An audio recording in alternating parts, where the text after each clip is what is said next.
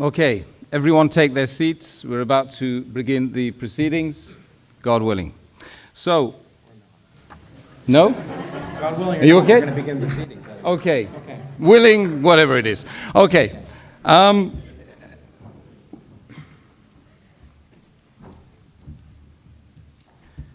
start by praising God, the compassionate, the merciful.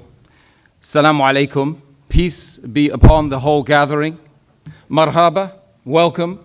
And thank you all very much for attending this, what I hope will be a seminal debate between our two respected speakers on the left and the right. That's what it's all about. It's about a debate, and it's about us coming together and being, being true to each other. That's effectively what it's all about, right? Yeah? You're in for that? You in for that, man? Good. That's great. Tonight's challenging debate, okay, entitled Islam or Atheism, okay, which makes more sense, is not happening in a vacuum, quantum, no, or otherwise. It's taking place within the context of a world full of human beings looking for answers. In a world seemingly full of Western promise, a world full of information fueled by the IT age. However, IT and we seem to have failed to adequately answer the most fundamental of questions about life, our existence itself, which is, of course, the main core area that we're going to be addressing tonight in this auditorium in London here tonight. I remember, spending a large part of my life asking myself, why am I here? Who created me? Do I have a purpose? Can we be certain about any of these, these questions? And once, I asked a bishop, what's the purpose of life? And he said to me, go and do a theology degree. Right, I'm not telling you to go and do a theology degree. I'm asking you to sit here in a debate for 2 hours with my two honorable guests over here. Was asking a bishop. Yeah, well, I'll ask you later. But of course, he didn't know the answer, by the way. Right. That's another issue. But what, of course, we can do to inform our decisions about this debate tonight is to use our reasoning, to use our minds, to use our intellect, and really for us to have an open mindset. Muslim, non-Muslim, Christian, whatever you are, whatever you believe in, we should have an open mindset and really go at this with sincerity. That's really, I'm just asking I'm asking myself first and foremost, right? Because that's tough being an ex-Irish Catholic. Yes, yeah. I didn't think the Catholic Church allowed divorce. Oh, well, that's another story. This evening, two major belief systems, if you like, who lay claim to the truth are going head to head. No matter which side of the fence that you tend to reside on, okay, by the end of the night, that you will be better informed about atheism and about Islam. Hopefully, the world perspectives, the world view of Islam and atheism. That's what it's really all about. Tonight, how's it gonna hang? Right. Well, we're going to have 25 minutes allotted for both speakers, although I'm told that that's going to change as well. Yeah. Okay? And then followed by a further 10 minutes of, coming back, and then another 3 minutes of coming back, although that might change, Professor, right? And after that, there will be, crossfire, and there's going to be no heavy arms to be utilized in this section, both of you, okay? Although I understand the tongue is a lot more vicious than nuclear weapons. But what we're effectively saying after that is that you lovely people will get the opportunity to ask questions, as make observations, hopefully on the topics, right? On the topic that we're talking about, and then there'll be 2 minutes closing remarks, a little presentation after that, and we'll all go home, and we've got to be out of here by 10 o'clock. I would urge the audience not to heckle the speakers, to be polite at all times, okay? and, to listen to each other afterwards as well. We don't want any blood or any fights, okay? And I'm sure that you guys, you understand why I'm saying that. So today, our first speaker, okay? Has this been agreed upon? No, I was told. Okay, good, okay. Wait, you want to go first? I don't care. I was told Will that be was our brother, well, you say brother, he's a brother in humanity. You're my brother in humanity. He's my brother in humanity and in the faith of Islam. Okay. Okay, fine. It means God is great. Yeah. Okay. So, That's okay. Hamza Andreas Tzortzis, of course, he's actually Greek, not Pakistani. Please, he in fact is, you can see he's a little bit Pakistani, but anyway. He's a student of Islamic thought, a lecturer, a researcher for the Islamic Education Research Academy, and without further ado, I will call upon him to give his piece.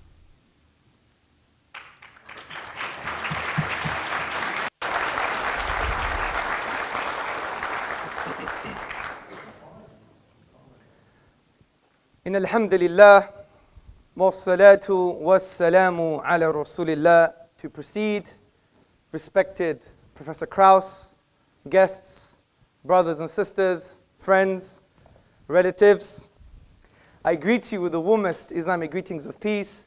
Assalamu alaikum wa rahmatullahi wa barakatuhu. Which basically means, may the peace and blessings of God be upon you all. Today's question, Islam or atheism, which makes more sense?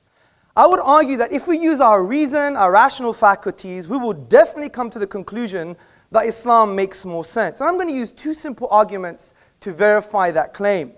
Argument number one, Islam makes sense of the origins of the universe. Argument number two, Islam makes sense of the nature of the Quranic discourse. So let me go straight to the first argument, that Islam makes sense of the origins of the universe. Now, we all have had the same type of questions, well, most of us anyway. Why does the universe exist? Why is there something rather than nothing? And in response to that question, the grandfather of neo-atheism, Bertrand Russell, said, the universe is just there, and that's all. It's a brute fact. Even in Islamic history, as early as the 8th century, we had philosophical naturalists known as the Dahriya. They held similar views. Now, the implications of these historical opinions is that the universe is eternal. And if the universe is eternal, it implies there is an infinite past. But the question is, can we have an infinite past? Does the infinite make sense in the real world? Now, the assertion that the universe has an infinite past is absolutely irrational. This is because the quantifiable infinite cannot exist in the real world, something our beloved Professor KrAUSs has also suggested in his book, A Universe from Nothing, on page 71. He says clearly, the energy of empty space, or anything else for that matter, cannot physically be infinite. So we have to figure out a way to do the calculation to get a finite answer. Now, to highlight why the infinity or the infinite doesn't exist, take the following examples into consideration. Imagine we have, for example, an infinite number of Professor KrAUSs in this room. And if I were to take 5 Professor KrAUSs away, how many do we have left? Well, some mathematicians may say, well, we still have an infinite number of Professor KrAUSs. Logicians will say we have infinity minus 5. But what stops me practically removing 5 Professor KrAUSs away from this room? Nothing. And if I do, there should be less than infinite, but there isn't, therefore it leads to absurdities and contradictions. Take this other example into consideration. The distance between myself and Professor KrAUSs. We can potentially split this distance into infinite parts, but I can actually traverse the finite distance, which shows, as Aristotle, the Greek philosopher, said, that the infinite is potential, never actualized. And in light of this, mathematicians Kasman and Newman said, the infinite certainly does not exist in the same sense that we say there are fish in the sea. And this leads to our deductive argument. Now, for those who don't know, a deductive argument is a conclusion that necessarily follows from its premises. And to deny a valid and sound deductive argument is equivalent of denying reality. So listen to the deductive argument. Number one, an actual infinite cannot exist. Number two, an infinite history of past events is an actual infinite. Therefore, an infinite history of past events cannot exist. Therefore, the universe is finite. Therefore, it had a beginning. Now, this is a deductive argument. But we also have complementary evidence, which I call astrophysical evidence. And I'm not claiming to be a physicist. We have an established, acclaimed academic amongst us, so he could tell us the rest of the story. But what have cosmologists said? They have said, for example, Alexander Vilenkin, in his book, Many Worlds in One, which I believe is a friend of Professor KrAUSs, he says, with the proof now in place, cosmologists can no longer hide behind the possibility of a past eternal universe. There is no escape. They have to face the problem of a cosmic beginning. And just to note, even Professor KrAUSs in his book affirms a beginning to the universe. Interestingly, in Islamic thought, this has been discussed at length, and there is a unanimous conclusion that the universe is eternal. It began in the finite past, as the polymath, theologian, Ibn Taymiyyah wrote in the 14th century in his book, As-Safaridiyya, so whatever is besides God, it is all makhluk, all created, originated, coming to be after not existing, preceding by its own existence. Now, since we have shown that the universe must have a beginning, there are four logical explanations for how the universe began to exist. Number one, it was created via nothing. Number two, it created itself. Number three, it was created by something else that was created. And number four, it was created by something uncreated. So let's discuss these together. Could the universe be created via nothing? Well, first and foremost, what do we mean by nothing? By nothing, we mean the absence of something, and in this case, the absence of the universe. Now, why does our definition make sense? This is because we have deductively argued that the universe began, and therefore it was once not there. There was an absence of the universe. This is undeniable due to the deductive nature of the argument. So based on our definition, I think we can conclude that the universe coming into being or existence via nothing is impossible on logical, rational, and I would even argue empirical grounds. You could discuss this mathematically, for example. What is 0 plus 0 plus 0? It's never going to be 3. It's 0. Therefore, the universe could not have come into existence via nothing. As P.J. Zwart in his publication About Time explains, if there is anything we can find inconceivable, it is that something could arise from nothing. Let's go to the next option. Could the universe create itself? Well, this implies that the universe was in existence and not in existence at the same time, which is an impossibility. Also, there's a crude example for you to picture in your mind. Ask yourself the question, can your mother give birth to herself? Obviously not. So we know self-creation is an impossibility. So the next option is, could the universe be created by something created? Well, I would argue as an ultimate explanation for how the universe began, this is illogical and irrational. The universe could not be as a result of another universe, for example, or something else that was created because of the absurdity of an infinite regress. Imagine this universe, universe 1, being as a result of another universe, universe 2, and universe 2 being as a result of another universe, universe 3, and this one on ad infinitum, we would never have the universe today. Hence, the Islamic philosopher and thinker, Dr. Jafar Idris, summarizes this point. He says, there would be no series of actual causes, but only a series of non-existence. The fact, however, is that there are existence around us. Therefore, the ultimate cause must be something other than temporal causes. So I would argue that the final possible explanation, which is the universe was created by something uncreated, is the most rational explanation. And the philosopher Abraham Varghese, in the appendix to Professor Anthony Fleur's book, There Is a God, explains this conclusion in a simple but forceful way. He writes, now, clearly, theists and atheists can agree on one thing. If anything exists at all, there must be something preceding it that always existed. How did this eternally existing reality come to be? The answer is that it never came to be. It always existed. Take your pick, the God or the universe. Something always existed. And we've argued deductively that the universe began, therefore it couldn't have always existed.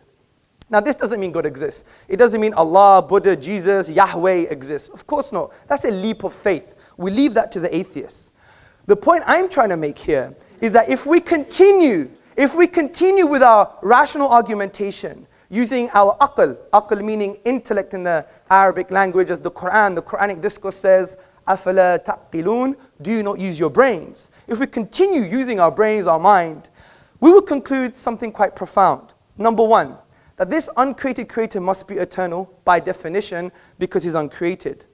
Number two, he must be transcendent. As Ibn Taymiyyah, the 14th century philosopher and theologian, said, he must be distinct and disjoined from the universe. For example, if I were to create this lectern, do I become the lectern? No. Number three, this uncreated creator must have a will, because if it's eternal and brought into existence a finite effect that began, like the universe, he must have chose the universe to come into existence. And a choice indicates a will, and a will indicates it can have a relationship with sentient beings in the universe. Number four, it must be powerful. It created the atom, for example. If you split the atom, ask Professor KrAUSs what happens. Fifth point, it must be perpetually knowing, because if it's eternal and it established laws like the law of gravity, it implies it's a lawgiver. So therefore we can make the inference that it's perpetually knowing or perpetually intelligent, because it's eternal and created laws in the universe. Finally, it must be one. If we use the rational principle called Occam's razor, and by the way, many people don't understand Occam's razor, and I think Professor KrAUSs doesn't understand Occam's razor either when I read his book, but he could debate with me later. Occam's razor is not about physical causes, by the way, which has been misconstrued as a straw man in the KrAUSsian fashion. Basically, Occam's razor is that you must have a simple explanation, but also you must have the most comprehensive, which means what? It actually means that it has to have greater explanatory scope and explanatory power, because it can be complex, because it may deal with most of the questions. But concerning this reality about the oneness of the divine, the argument that the creator must be one is simple and far more comprehensive. If you say 2 or 3 or 4, then it's not simple anymore, and it doesn't answer all the questions. In actual fact, it creates far more questions than it answers, such as, how do 2, 3, 4 causes co-eternally exist? It doesn't make any sense. So I think we've concluded what the Quran concluded 1400 years ago, that there is a creator, he's one, he's unique, and he's transcendent. As the Quran says in the 112th chapter, say, he is God, the one, the unique, God, the eternal, absolute. He begets not, nor was he begotten, and there is nothing like unto him. Now, before I move on to my next argument, I really want to have a nuanced discussion, a very nuanced discussion, which means if someone offers to talk to you, you have to talk to them back. And I wasn't offended, but I found it slightly childish when I asked someone in this room for us to have a chat, and he wouldn't have a chat with me, which I think is not very nice. But that's another story. And I want to do with some contention so we transcend this kind of what I would call atheist cliches. So what's the first atheist cliche? The first atheist cliche, I call it the Professor KrAUSs nothing cliche. And if you read his book, you will see that Professor KrAUSs was a highly acclaimed academic. I mean, I am nothing compared to him. That's true. He's right. 1 second. By the way, him making a statement is not an argument. I don't know why you're clapping like someone who's obedient slave. 1 point. Please, I have a time to keep. So, in his book, which I really like his book, I like his style, I like his rhetoric, he wrote in his book, A Universe from Nothing, he said that nothing is nothing with italics. And essentially what he's trying to say, he's trying to change the label nothing, which in the English language is a universal negation. But he's saying nothing is actually something, which is a quantum reality. Now this is quite bizarre. And that's why you have to study philosophy, because you need to make conceptual distinctions. For example, imagine I was in the hallway and I said, I met nobody, and they gave me directions to this room. Or imagine if I said, for example, yesterday my wife made a great lunch and it was nothing. Nothing tastes great with a bit of whipped cream. I mean, does this make any sense? And Professor KrAUSs' use of nothing is actually something. He also says in his book in page 80, our universe will then turning to the quantum haze from which our own existence may have begun. And his own friend, Alexander Vilenkin, said recently, vacuum is very different from nothing. It's a physical object. But this is irrelevant almost, because even KrAUSs admits in his book that these are speculative and inconclusive conclusions. Because he says, I stress the word could here, because we may never have enough empirical information to resolve this question unambiguously. So I do respect what he's trying to do, but you would never take an inductive argument over a deductive one. Only someone intellectually challenged would do that, in my humble opinion.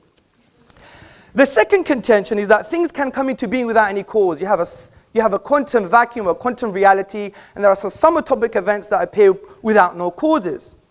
I believe we have a strong defeater to this argument, and it concerns perceptions, and it rests on a Kantian argument. Now, I can order my perception in this room. I can see this very handsome young man. I can see the cameraman. I could see the wall. I can also reverse that perception. But if my wife were to start walking down this auditorium, I couldn't help but see her front before I see her back. And I couldn't reverse that perception. Now, the very fact that I know when I can order my perceptions and when I can't, and when I can reverse my perceptions and when I can't, is because we have an innate concept of causal links and causal connections. To reject that based on empiricism or an empirical reality is equivalent and tantamount of actually rejecting the perception itself. It's like shooting yourself in the foot.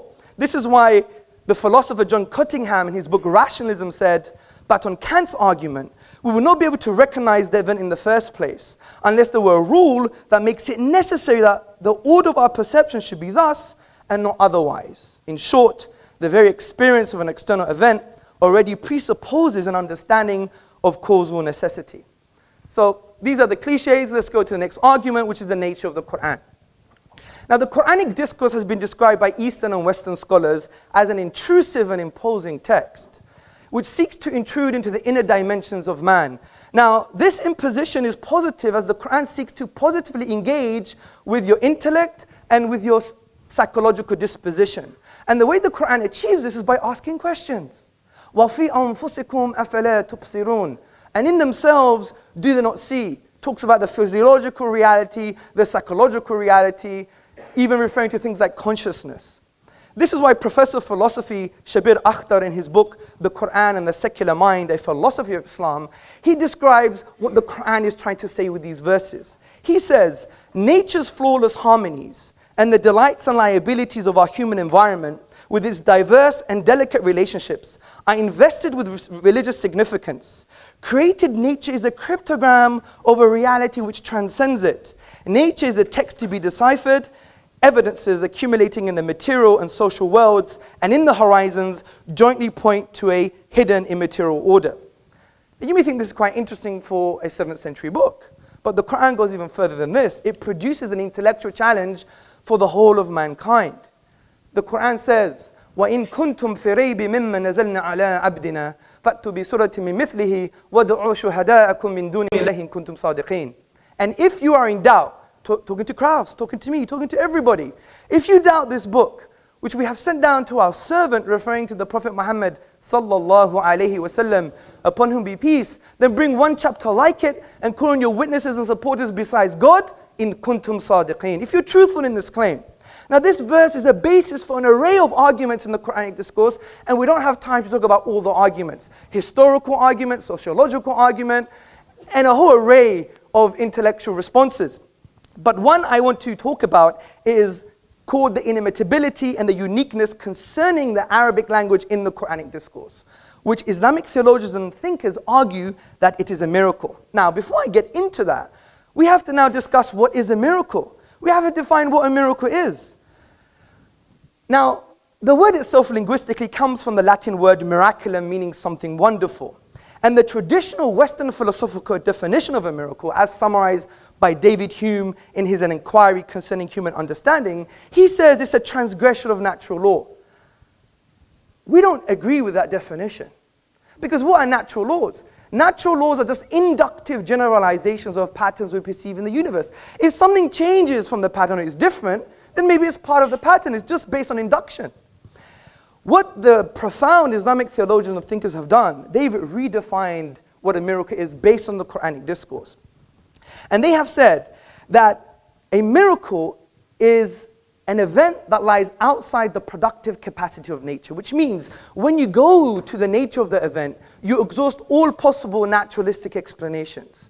And also there is no naturalistic causal link between the event and the nature of the event. And this is a far more coherent definition. Let me give you an example from the Quran itself. Now, the Quran talks about Moses, Musa, alayhi salam, upon whom be peace, and Pharaoh in the Quran. Moses was told to throw down his wooden staff, and it instantaneously turned into a live snake. Now, this miraculous event, the snake, lies outside the productive capacity of the nature of the event, the wooden staff. Because the chemical makeup of the staff is different to that of the snake. In actual fact, you have to add more stuff to the staff, if that makes sense, stuff to the staff, to be even close of creating a snake, but only the staff was used. So when we exhaust naturalistic explanations, we find there is no causal link between the staff and the snake itself. So this gives us a definition of what a miracle is. Now this applies to the Quran's use of the Arabic language, because the Quran cannot be described as any of the literary forms of the Arabic language, which include saj'a, rhyme prose, mursal, straightforward speech, maqama, a combination of metrical and non-metrical speech, and the al-bihar, the 16 rhythmical patterns of classical Arabic poetry. Now interestingly, in classical Arabic, every expression falls within the known literary forms of the Arabic language. The Quran, however, descopes the Arabic language. And the Quran is a miracle from this perspective, because even though it's made up of the Arabic language, there is no causal link between the Arabic language and the Arabic in the Quran. This is because when we exhaust the 28 letters, the finite grammatical rules, and the finite words, we exhaust them, we cannot produce the unique literary form of the Quranic discourse. And interestingly, from a historical and literary perspective, when attempts have been made to produce the like of the literary form of the Quranic discourse, they have all failed. As the academic Foster Fitzgerald Arbuthnot, a notable British Orientalist, states, and that those several attempts have been made to produce a work equal to it as far as elegant writing is concerned, none have yet succeeded. In this light, brothers, sisters, and friends, what we've just discussed can develop into a deductive argument. And listen very carefully. Number one, a miracle is an event that lies outside the productive capacity of nature. In other words, there are no causal links between the event and the nature of the event.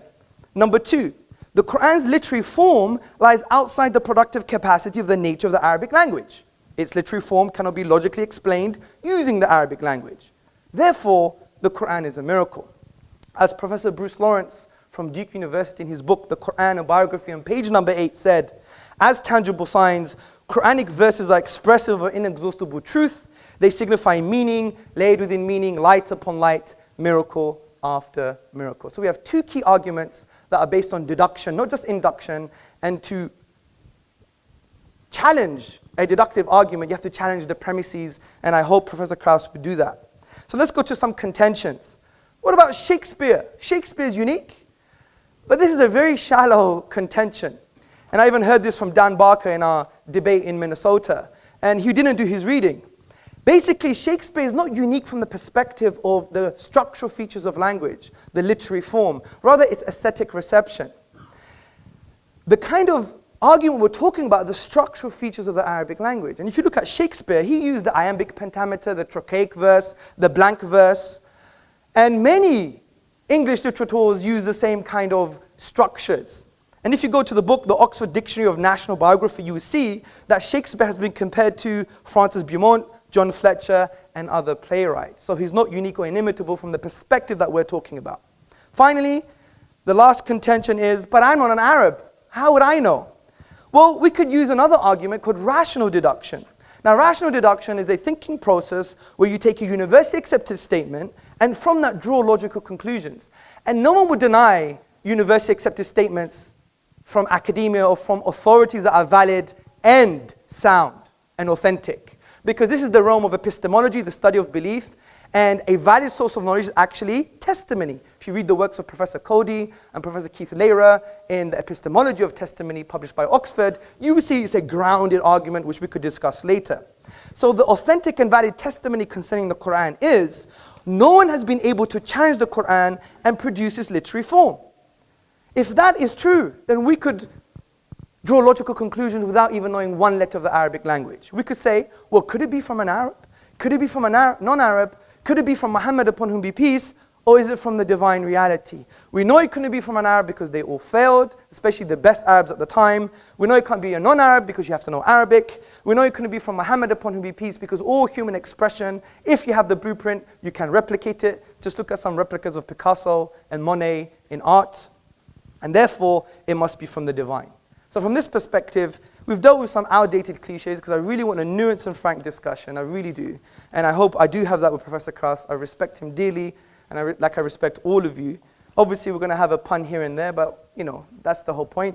I couldn't let KrAUSs get away what he did in the beginning. So from that perspective, I really want him to deal with my premises, and I want him to deal with the deductive argument, and I wish him Godspeed. Thank you. Okay, thank you very much, Hamza Tzortzis, for that expressive presentation on the Islamic worldview. We're now going to be calling upon Professor LaWReNcE KrAUSs to come back on that with his presentation, which I don't think is going to last more than 25 minutes, I'm sure of that. But just to let you know, some of you who perhaps don't know anything about Professor, he's a renowned cosmologist and a science popularizer, and is the foundation professor in the School of Earth and Space Exploration, a director of the Origins Project at the Arizona State University. He's hailed by Scientific America as being a rare public intellectual, and he's also the author of more than 300 scientific papers and 9 publications, books, including the international bestseller, The Physics of Star Trek, and his most recent bestseller entitled A Universe from Nothing, now being translated into 17 languages or more. Professor KrAUSs, I call upon you to respond. Well, first I want to thank the people who invited me, who've been very gracious to me, treated me with more hospitality than I've gotten in many times I've talked. So I guess it's Sabia, who I haven't met, and Obeida, who's been taking care of me for the last day or two, and Isa, who I was just working with. And so I do want to thank them tremendously. They showed me great respect and hospitality, and I want to show them and you that kind of respect. And that doesn't mean I respect ideas. Okay, some ideas are ridiculous, and that's perfectly reasonable. In fact, ridiculing ideas is what makes progress. So if I offend some of you, I don't mean to offend you personally. I may offend some of your ideas, but that doesn't bother me at all. In fact, if you confront my ideas, it will lead to a discussion. What does offend me, of course, is offending personal freedom and equal rights, and that's one of the reasons why I got upset at the beginning of this session. But that's been fixed, and I thank the organizers for that as well. To agreeing to not segregate this room in a 21st century is a great step forward, and I appreciate that. Now, you know, I'm really shocked. First of all I've watched Mr. Tzortzis, right? Tzortzis. My Greek is pretty good, I think. Be gorgeous. Yeah, gorgeous. Well, you are rather gorgeous. Gorgeous George over here. I watched some of these, and they're always exactly the same. So I thought they'd be different this time. And it always begins with you, and I'm supposed to respond to you. And I will, to some extent, but it's hard to respond to nonsense. And in fact, the point of this is not a question, does God exist? That's not the question. It's atheism or Islam or atheism, which is more sensible, I think is what it says, or something like that. Now, I was just shocked because I thought that you wouldn't bother to try and pretend you knew science, because you don't, and we're going to go through that in real detail. Everything you said is nonsense when it comes to science, so we'll go through, and we'll have a little chat, if that's okay. Of course. Okay, good. And so I found it remarkable that you began with that kind of nonsense, and we'll continue from that. But let me just first begin with the fact that the premise of this debate is in some sense inappropriate, because it suggests two things. First of all, it suggests that Islam is something special, and it isn't. It's not special at all. It's one of 1,000 religions or more that have existed since the dawn of humanity, all of which claim divine revelation, all of which claim perfection, all of which proclaim infinite knowledge, uniqueness, beauty, etc. So Islam is just a religion like any other religion. And there's no difference. It's it proclaims, just as the Rig Veda did and Akhenaten in ancient Egypt, that the universe had a beginning, nothing special, okay? There's absolutely nothing special. So the question is, Islam as one of 1,000 religions, all of which make the same claims, but mutually inconsistent ones. So one of the things we know is, of these 1,000 religions, they all make mutually inconsistent claims, so they can't all be correct. In fact, at best, one of them can be correct, because they're not consistent with each other. So that means a priori, just a priori, and I know like that, you like that term instead of a posteriori. I've heard you say that. A priori, Islam has a probability of 0.1% of being correct, because it's just one of 1,000 religions, and one of them at most is correct. But since they all make the same claims, it's probable that none of them are correct. So treating Islam specially is inappropriate. Then atheism is somehow, as has been described, a belief system. It's not a belief system like Islam or Judaism or Christianity or the Norse myths or Zeus or Thor or any of the other myths that have been created throughout human history. All it's saying is, it's not a belief system. It's saying, you know what? We don't choose to believe that stuff because it's not sensible. So it's not saying we believe X. It's saying, well, this myth is inconsistent with this myth, or this myth is inconsistent with what we know about the universe, and therefore, it's unlikely to be true. So what atheism is just saying, this is unlikely to be true. It's not a belief system. So to compare one versus the other is, of course, false. It's a false premise. The first part of the false premise is that Islam is special. Not special at all. It's been there. It'll be gone, or be there as long as other religions. It's just like all the rest. And atheism is not a religion. It's just, in fact, what it is could be described as common sense. Okay? What makes sense? I will think that those things that make sense are likely, and those things that don't make sense are unlikely. In fact, that's what science is all about. Okay, so having said that there's nothing special about Islam, and there certainly isn't. I'm going to talk a little bit about, my intent, by the way, is, the other thing I should say is, debates, I'm an educator. It's, a flaw, but it is what it is. That means I believe in actually trying to illuminate ideas and lead to discussion, critical thinking, and eventually learning things and increase in knowledge. Debates aren't meant for that. Debates are rhetorical devices for people to go out and perform, make statements, and then challenge others and try and convince an audience of something. That's not education. So I will talk a little bit about some of this, and then I just want to have a chat. I'm going to use my 25 minutes to have a little chat. I'll take up my time when I could pontificate, as we've heard, and just ask some questions, because I'd actually like to learn some things, okay? And hopefully in the process there'll be some education for both of us. So the first thing I want to say, however, I want to clear up some misconceptions. This idea of deductive arguments, which sounds good, is not the way we learn about reality, okay? Deductive arguments just don't work. They lead to irrational actions. In fact, if we discuss what common sense is taking your beliefs to conform to the evidence of reality so that you will make rational actions.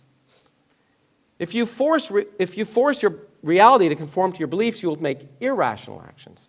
So you can deduce things based on your beliefs, on your a priori beliefs, but you'll have a problem. For example, your a priori belief could be that if you pray to Allah, that you could jump out the fourth story of this window of this building, and you would land safely.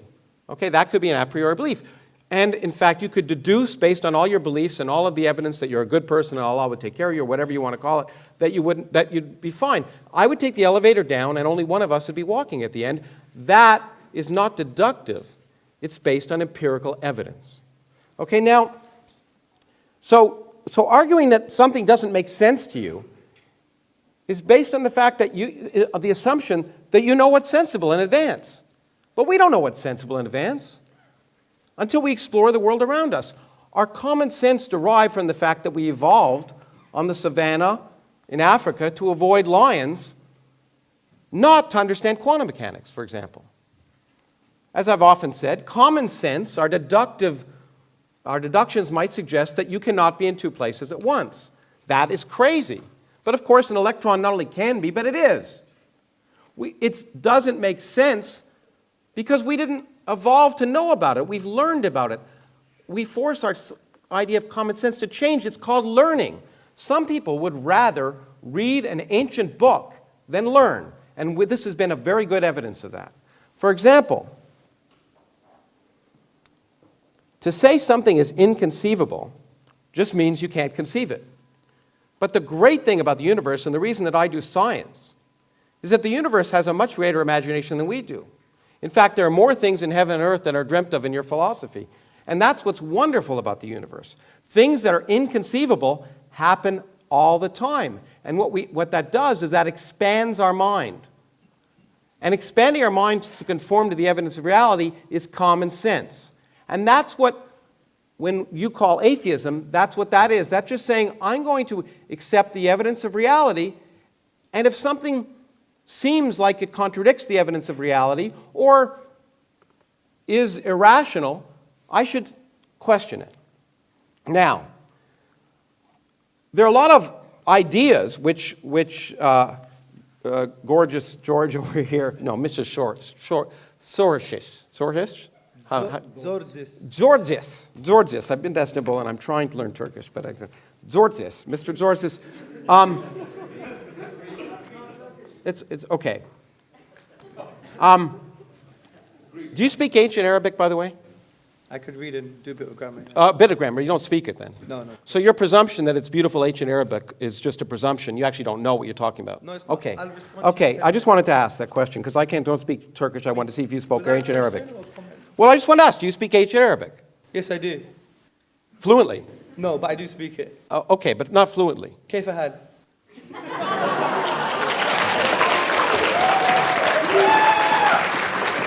Well, you know what? There's a real language that you don't speak. It's called the language of mathematics. So let's talk about that. Let's talk about this nonsense about infinity. Let's take something physical. Let's draw a circle and draw a diameter. What's the ratio of the distance of the circle to the diameter? Do you know? You're the teacher. Do you know? You're the teacher. I know. I'm asking you a question. I want to have a chat. I don't know anything. Well, you've demonstrated that, but you ever heard of pi? Yes, I have, yeah. Oh, do you know what it is? 3.14 Christian. How many decimals does it have?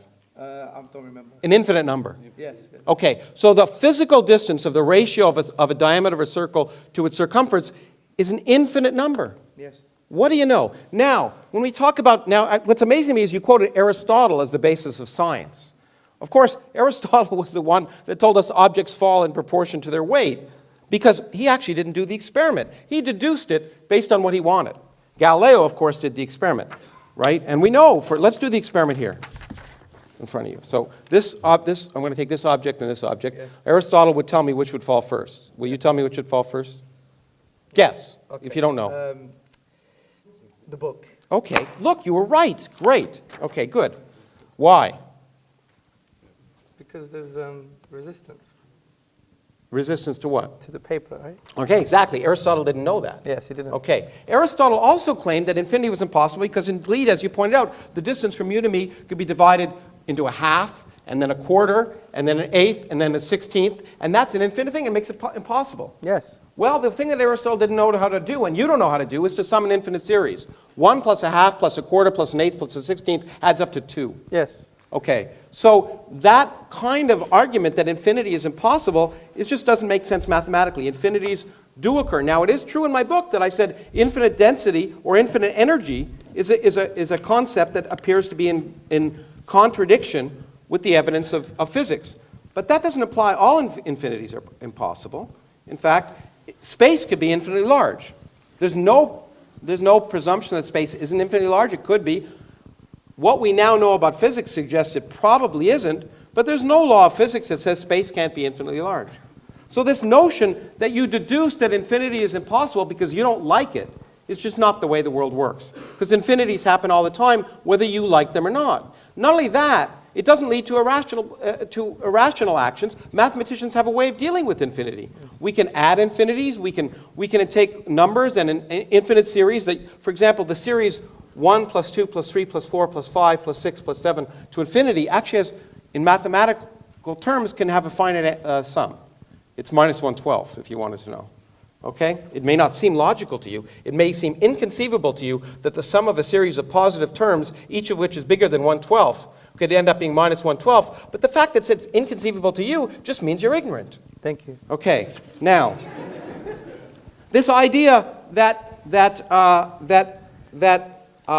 Occam's razor suggests, first of all, Occam's razor is not a principle of science. Okay, it's a nice idea that you should try for the simplest answer to any question, and physicists try and use that. Sometimes the simplest answer doesn't work. In genomics, for example, it'd be nice if every gene, in fact, you talked about more than one cause for an effect. It'd be nice if every gene, every disease was caused by a single gene. One of the reasons that genomics is so difficult is we've discovered there's a complex interaction of genes, so that in fact, that there are many separate causes of most diseases. There are very few diseases that have a single cause. But in fact, you know what is simpler than the number 1? The number 0. 0 is a much simpler reason that there's no cause. Okay, so if you really wanted to apply Occam's razor, in fact, you'd apply no causes. Now, you also use the term causality, which is a term I understand. You didn't define it. Do you want to define it? I may do. Well, why don't you do it now? I don't want to give you that favor. Oh, I thought we were going to have a chat.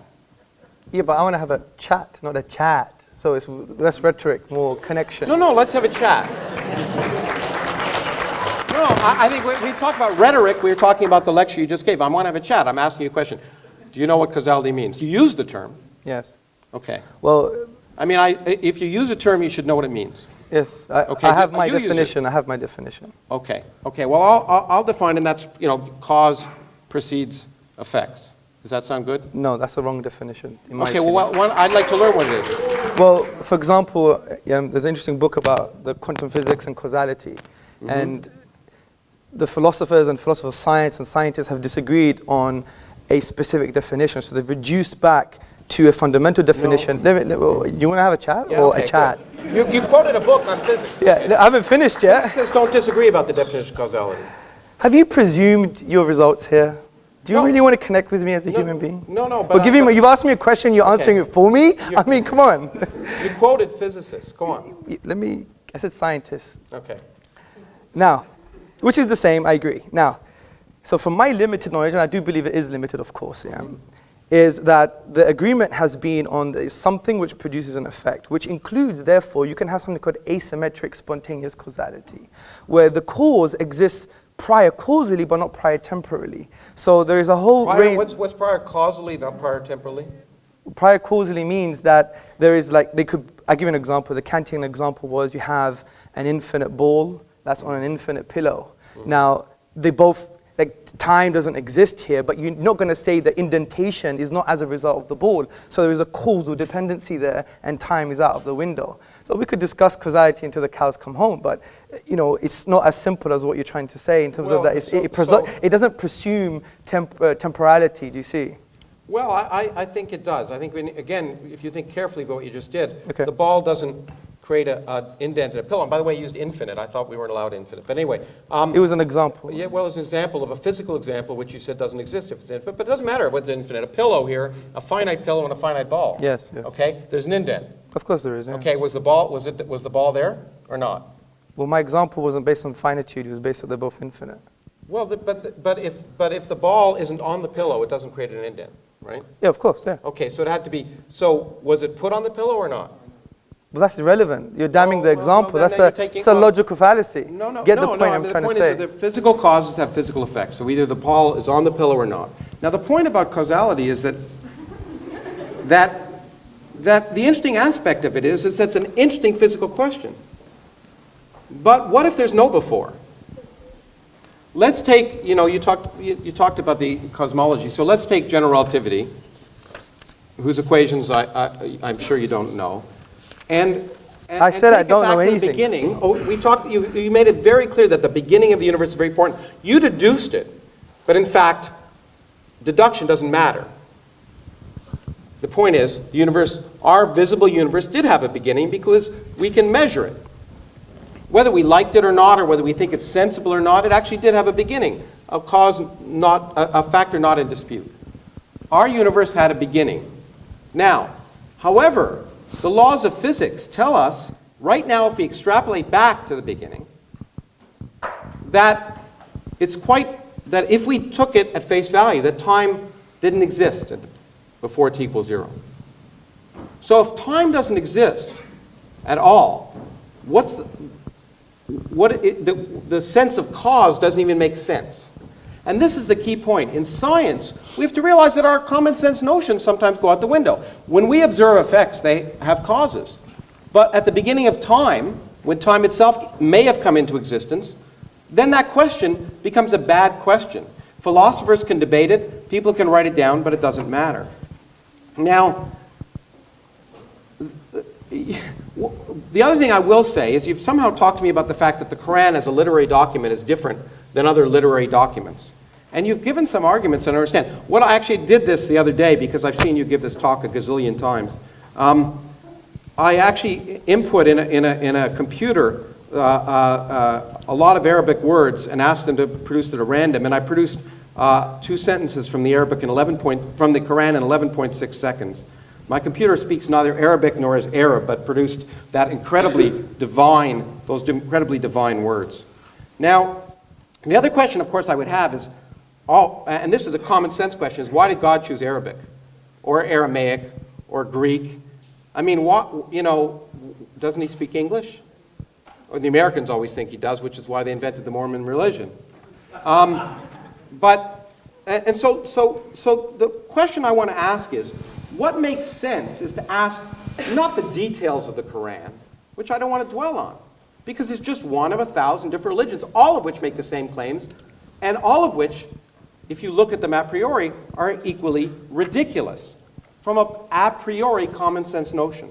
For example, and I got this from my late friend Christopher Hitchens, is it sensible to assume that humans evolved in their present form somewhere between 250,000 to 1 million years ago?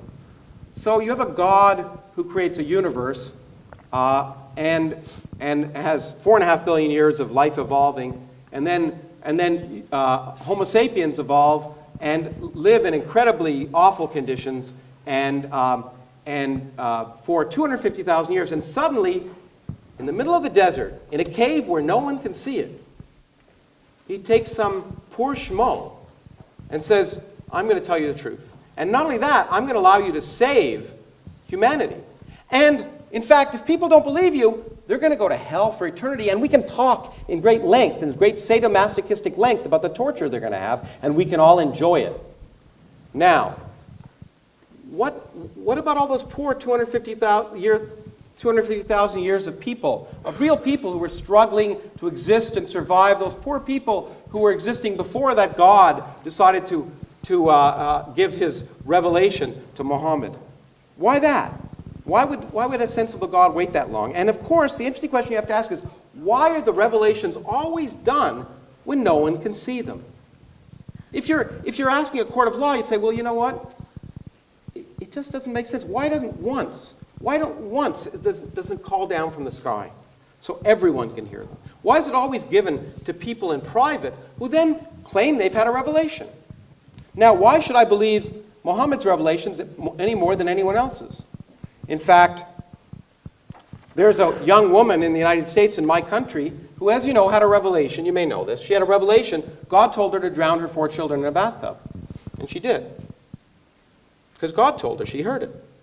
She heard it. She had a revelation. It was real. She heard words of incredible harmony and beauty that she'd never experienced before in her life, and she drowned her 4 children.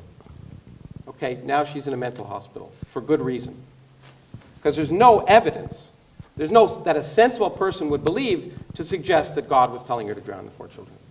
Now, let me ask you, do you think Sharia law should be instituted? Oh, it depends how you define Sharia law.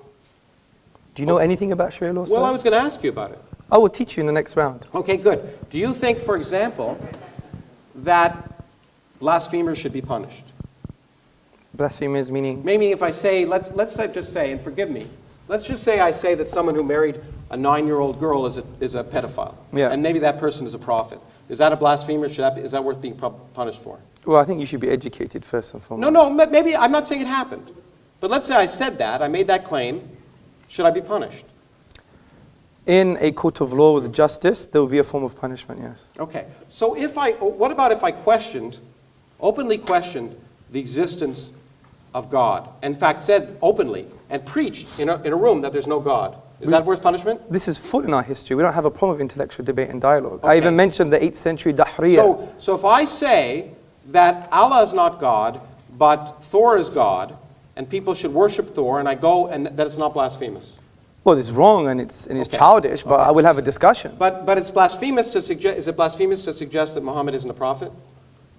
Well, from an Islamic perspective, but you have to understand there's a difference between public intellectual discourse Okay, so and great, being okay. deliberately rude. Okay, well that's But we're that's all great. for intellectual discourse as per this big debate. Oh, but you say I should be punished if I suggest Muhammad was a child molester. That's No, what- no, no, I wasn't saying that. Didn't you say that? What I'm saying is, in an Islamic law, for instance, if you were to speak about something like this, and you would be taken to a court under certain conditions, Then I would be punished. there may be a punishment, but generally speaking, it would be more edifying and educational. But rather should there than- be punishment? That's what I'm asking you. Should there be? Oh, you're asking me if there Yeah. should be punishment? I think we should follow God's law, of course. So there should be a punishment. I think there should be a punishment if you're deliberately harming anyone else. For openly questioning. Well, John Stuart Mill For had the openly same questioning or opinion. Openly ridiculing. No, there's a difference. Don't straw man my positions. Okay, let me take a more clear example. You're straw manning my Say positions. you're a homosexual man Yes. and you have sex with another homosexual man. Should that be subject to punishment? In the private home, it's outside of the Sharia law. If they did it in public, which doesn't even happen where you're from, then there's a different story. What would the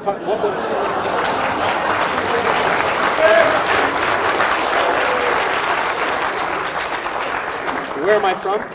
Where am I from? Well, you are from the United States of Oh, I America.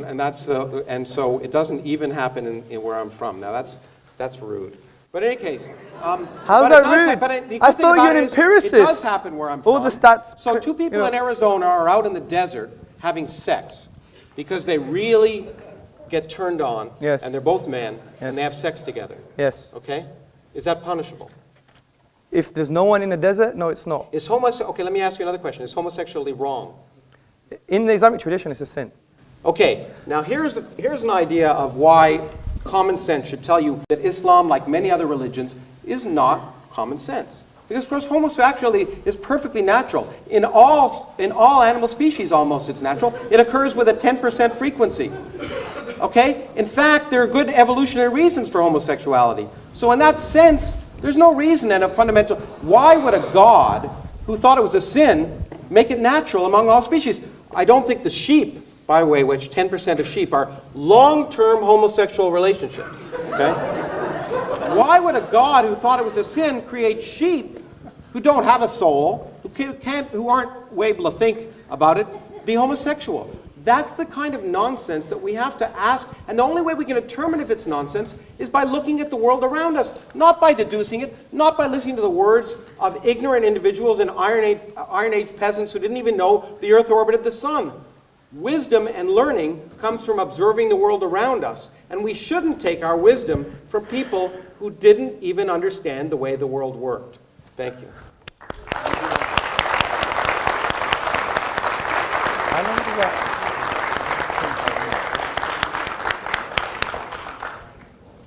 Professor KrAUSs, thank you very much for your presentation on the atheist worldview.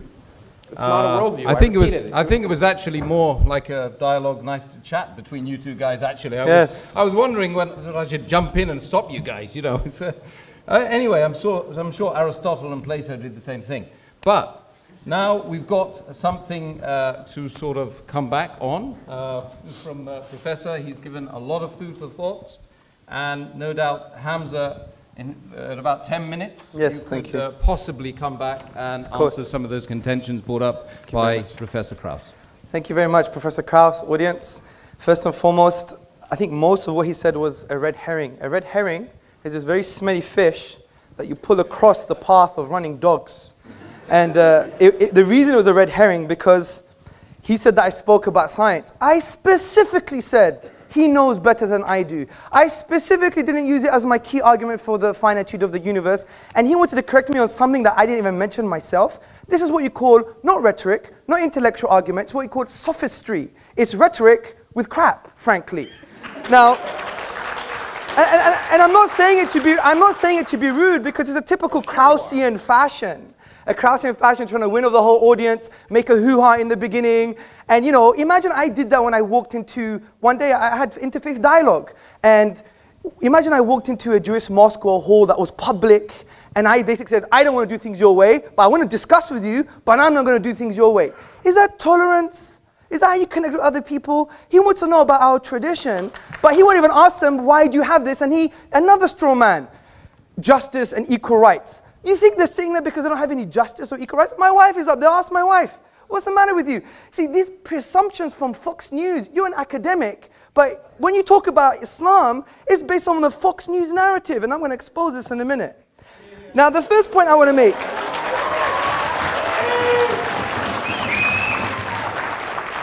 Now, you used the word a priori more than 3 times, but you rejected deductive thinking. I mean, isn't a priori deductive? I mean, you can't have your cake and eat it, sir. I tried to talk on your level. That's the first point. The second point I'd like to make. Actually, let me calm down. The second point I would like to make is that, see, we're not rejecting inductive arguments. Of course we're not. You're forgetting the inductive method, the scientific method. Do you know where it came from, sir? Do you know where it came from? I know. In fact, there's a remarkable scientific mathematical tradition in the Arab world, if that's what you're going to talk about. I'm going to talk about Ibn al-Haytham in his book on optics. Yeah. Read the works of David Lindbergh and others, historians of philosophy and science. And they say it came from Islam. You know why? Because Islam doesn't reject... No, they came from the Arab world. They didn't come from Islam. Well, let me give you the link. Let me give you the link. Okay? أَفَلَا يَنْظُرُونَ إِلَى الْإِبِلِ كَيْفَ خُلِقَتْ. Have you not seen empiricism, the creative thing like a camel, and how it was formed or how it was created? This was the basis, and this was the poetic justification for the entire scientific method. As Muslims, we go where the science takes us. But we're not stupid. Deductive arguments, they are necessarily true. If you wanted to discuss my argument, you had to break down the premises, which you didn't. You just talking about the infinite and the circle and the circumference. I knew we were going to do this because it's all mathematics. You remember what I said? No, it's a physical circle. Yeah, but let me make a point. Let me make a point. I said the quantifiable infinite cannot be actualized in the physical world, something that you agreed with. 1 second. And I said there's nothing wrong with the qualitative infinite. And qualitative infinites can exist infinitely. For example, mathematicians discuss. Yes, so where's the infinite there? That's the length. You think this is a length is a physical quantity?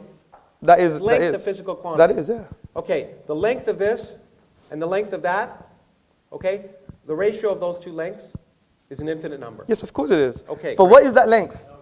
What is that length? 1. This is a length 1. Is 1 KrAUSs. Okay, can you... These are pi KrAUSs. 1 second. Can you measure the straight line and can you measure the circumference? Yes or no? I can measure it. Well, that's quantifiable. Yeah. What you're talking about is in the realm of mathematical realm of discourse, which has axioms and conventions, which makes sense. I'm not disagreeing with that. I'm agreeing with what you already agreed with in your own book, which from a quantifiable, discrete perspective, you can't have an infinite. That's the point I'm trying to make. Discrete. The discrete parts. But who says it has to be discrete? Oh, but that's your presupposition. That's your No, presupposition. actually, You brought your assumptions, Fox News, by the way, and other stuff, and you think you've got an answer. No. I have time. Let me finish this, please. Okay, because Yeah. I got to teach you different calculus. Newton invented a long Yeah, time I know, ago. but calculus is based on axioms and conventions in the mathematical realm of It discourse. describes how things work. Yes. Let me make a point. So, that's the first point. Oh, dear. Okay, then you spoke about, for example, 0 is simple as Occam's razor. Again, you've misconstrued what Occam's razor is. Occam's razor is not only the simplest explanation, but it has to have greater explanatory scope and explanatory power. 0 has no explanatory scope or power concerning the origins of the universe from that perspective. I'll explain it how it does. The other point I like to make is you spoke about, for example, hell and justice, and look at all these people that are going to hell. Again, another huge straw man. You've misrepresented Islamic theology. We have a very nuanced theology, sir. I think the best thing to do, if you were sincere, you would have said, you know, Hamza, I don't get this. I haven't read this before. I'm just making my own mind up because I watch videos of Christopher Hitchens and he's an authority to me. I don't know much. Can you tell me what Islam says about this issue? That would have been better, wouldn't it? But again, it's a straw man. And when it comes to things like hell, we believe God is all just and all merciful, okay? No one disagrees with the concept of punishment, okay? You're not going to disagree with the concept of punishment, are you? So when it comes to people who haven't heard about Islam, there's a whole array of theologians like Ibn Taymiyyah and Al-Ghazali who said that there's going to be another form of justice for them. They may be tested on the Day of Judgment based on other prophetic traditions. It's not as simple as that. Okay, homosexuality is a sin. Again, you try to put words in my mouth, and that's not nice. That's not nice. I asked you questions. I didn't. You did, but then after you try to answer them for me, which is quite interesting. Now, see, we don't believe homosexual tendencies per se are sinful. It's the manifestation of the homosexual act in public is sinful. Because we believe in our theology, let me just make the point, that we're given a package. We all have tendencies. People have tendencies, you know, the polygamous, for example, or other people have tendencies that may be seen negative or taboo. Other people have tendencies concerning various different things. And we believe this is a package that God has given us. But we have an empowering philosophy which says that God, okay, when He gives you these tendencies, whatever they are, whatever kind of inclinations we have, we use our aql, our intellect, by understanding the divine reality and what He wants from us, because God would know me better than I know myself. And He would say, fine, you have these tendencies, this is how you shape them. This is how you control them. Like, we don't believe in, like, we should be agitated purely based on the bestial aspects of man, whether it's heterosexual or homosexual. And by the way, you know, saying off to your mother is equivalent major sin as being a homosexual. So the point I'm trying to say is we don't condemn people per se. We don't say, you know what, I'm going to kill you. We appreciate every human being. They have spiritual needs, but we're not gonna make up our own religion. We're not going to follow the KrAUSsian religion, whatever he says. We're going to follow the divine reality. If he says homosexuality is a sin, it's a sin. Just like drinking alcohol is a sin for the Muslim. Or for example, being harmful to human beings is a sin. Right? Just because I have a tendency and I'm a martial artist and I want to harm people, does that mean now, you know, God is wrong just because I have that tendency? I mean, that's not right. Anyway, I'm still looking for some strong counter arguments you made to my points. There were no points to actually make any counter arguments. Well, there were, because you didn't. Okay, let's just put it simply. Infinity doesn't exist. Yes, it does. Okay. You didn't. No, I said the quantifiable infinite doesn't exist. I agree the infinite exists. Again, another straw man. The point I'm trying to say is this. We have a deductive argument that the universe is finite. If it's finite, it began to exist. If it began to exist, there are some logical possibilities. Please entertain those logical possibilities. If not, it's equivalent to you coming to my house, having a coffee, I'm talking to you, but you're talking to the window. And I know you have better morals and manners than that, because I know you're highly respected. And we do all respect you in some paradoxical way. But the point is, the point I'm trying to say, Professor KrAUSs, is that I think it's only fair if you want to pick and choose from the Fox News narrative that you actually trying to change that stance and say, right, what does Sharia law say? Do you have a book of Sharia law at home? I asked you so I could learn. No, but you were telling me. Do you have a book? Okay, do you have a book on Sharia law? No. And you make judgments, and okay, I have a book on atheism, I think it's based on nonsense, Great. but I give you the intellectual epistemic respect to read your worldview. But you've come here you've come here blasé, almost arrogant, I don't want to judge you, and saying, you know, it's all rubbish, I'm not going to take any of his arguments, I know better than you, which you said that, and I do agree in physics you do, and you've come here making judgments on Sharia law, you don't even have a book on Sharia law. That's why I asked questions.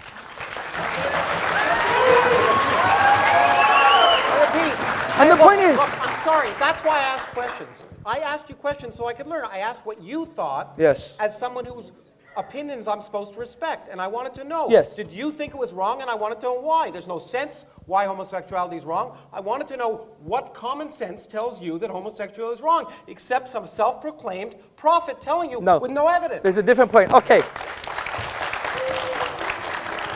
Okay, let me ask Professor KrAUSs a question. Why is incest wrong? It's not clear to me that it's wrong. Okay. It's clear to me. There's an evidence. No. Listen to me. Listen to me. Wait. Let's give him the respect, please. He's got a justification. You asked me a question, and if you want me to answer, I will. Yeah, of course. Do it. Okay.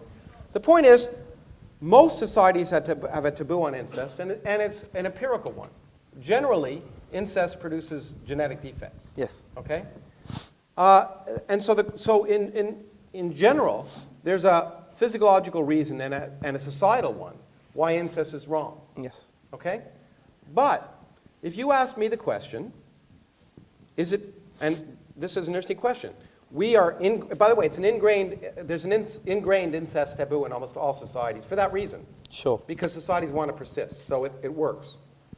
But if you ask me a priori, for example, the question, if a brother and a sister loved each other and used contraception, is there something absolutely morally wrong about that? And that, by the way, and it was once, and they went off and it didn't affect anything else, I'd have to think about it because I don't think there's any absolute condemnation of that fact. If they love each other and care for each other and they go off and it doesn't affect anything else, okay. Would I recommend it? No. Would I be particularly happy about it? But would I be willing to listen to those arguments? If they were rational, maybe. Okay, good. So, see, this is precisely the point I'm trying to make, Professor KrAUSs, is that I find it quite interesting. Someone who adopts an atheist position would have strong moral judgments about a religious tradition, whereas your moral judgments, at best, are relative and subjective. Now, when you look about moral theory, from an Islamic perspective and a religious perspective, you see that objective morals, like even pointing the finger and saying, you know, you're wrong, you're nonsense, Sharia law is backward, these kind of strong emotive things, I think we can only be that emotive and strong in an objective sense if you have God as a grounding for your objective moral values. Because if you take God out of the picture, he's the only concept that transcends human subjectivity. Social pressure, you know that doesn't work. Look what happened in Nazi Germany. You know, for example, evolution makes it end up being ephemeral and empty. If you look at the philosopher of science, Michael Rules, he said, you think loving thy neighbor as thyself is like you're referring above and beyond yourself. But essentially, it has no true meaning. It's just a product of survival and reproduction.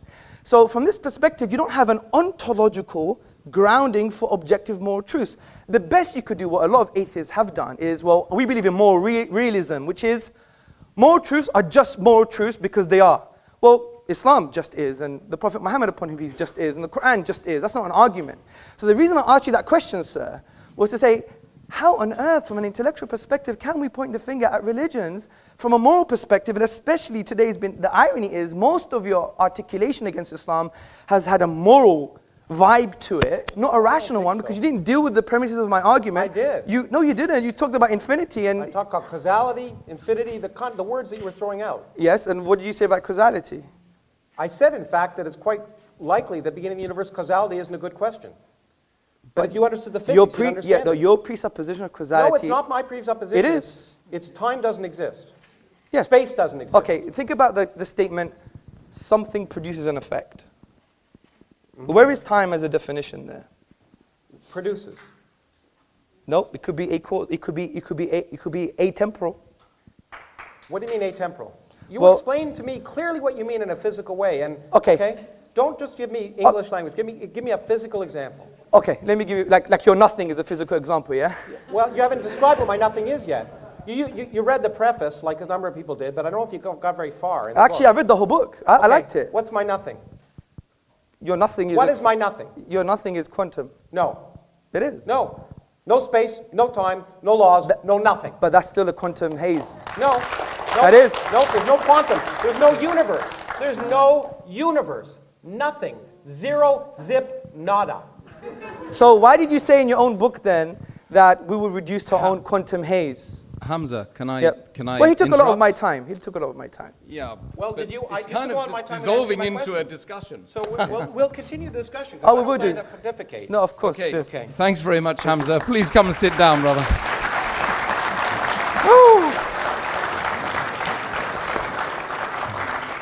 I didn't want to stop you in mid-flow there, but over to Professor. There must be some Greek in Professor KrAUSs.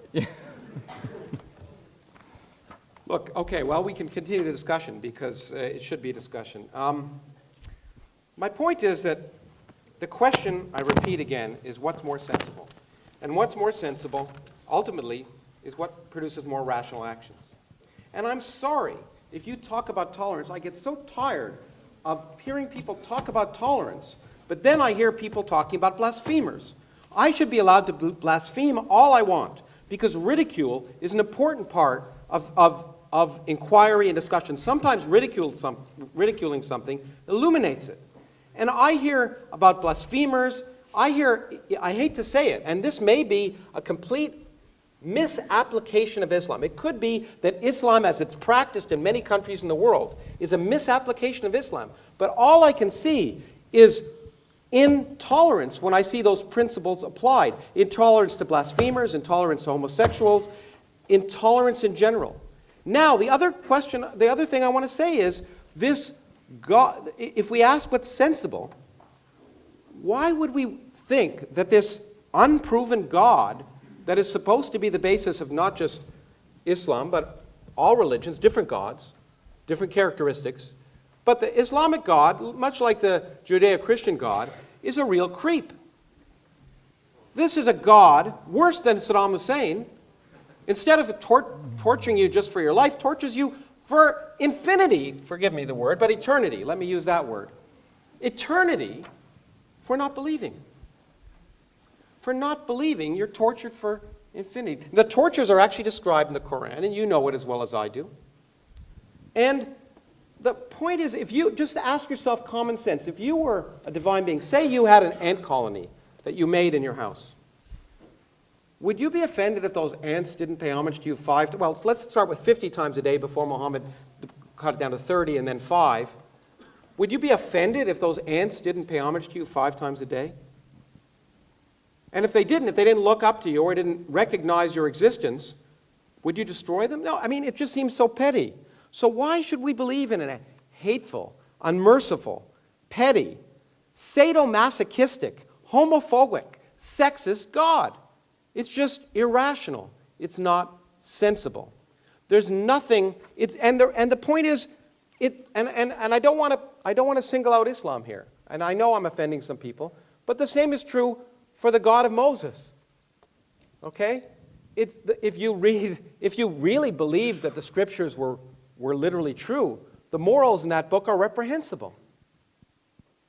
It's okay when an angels appear to do a lot of things, including coming down and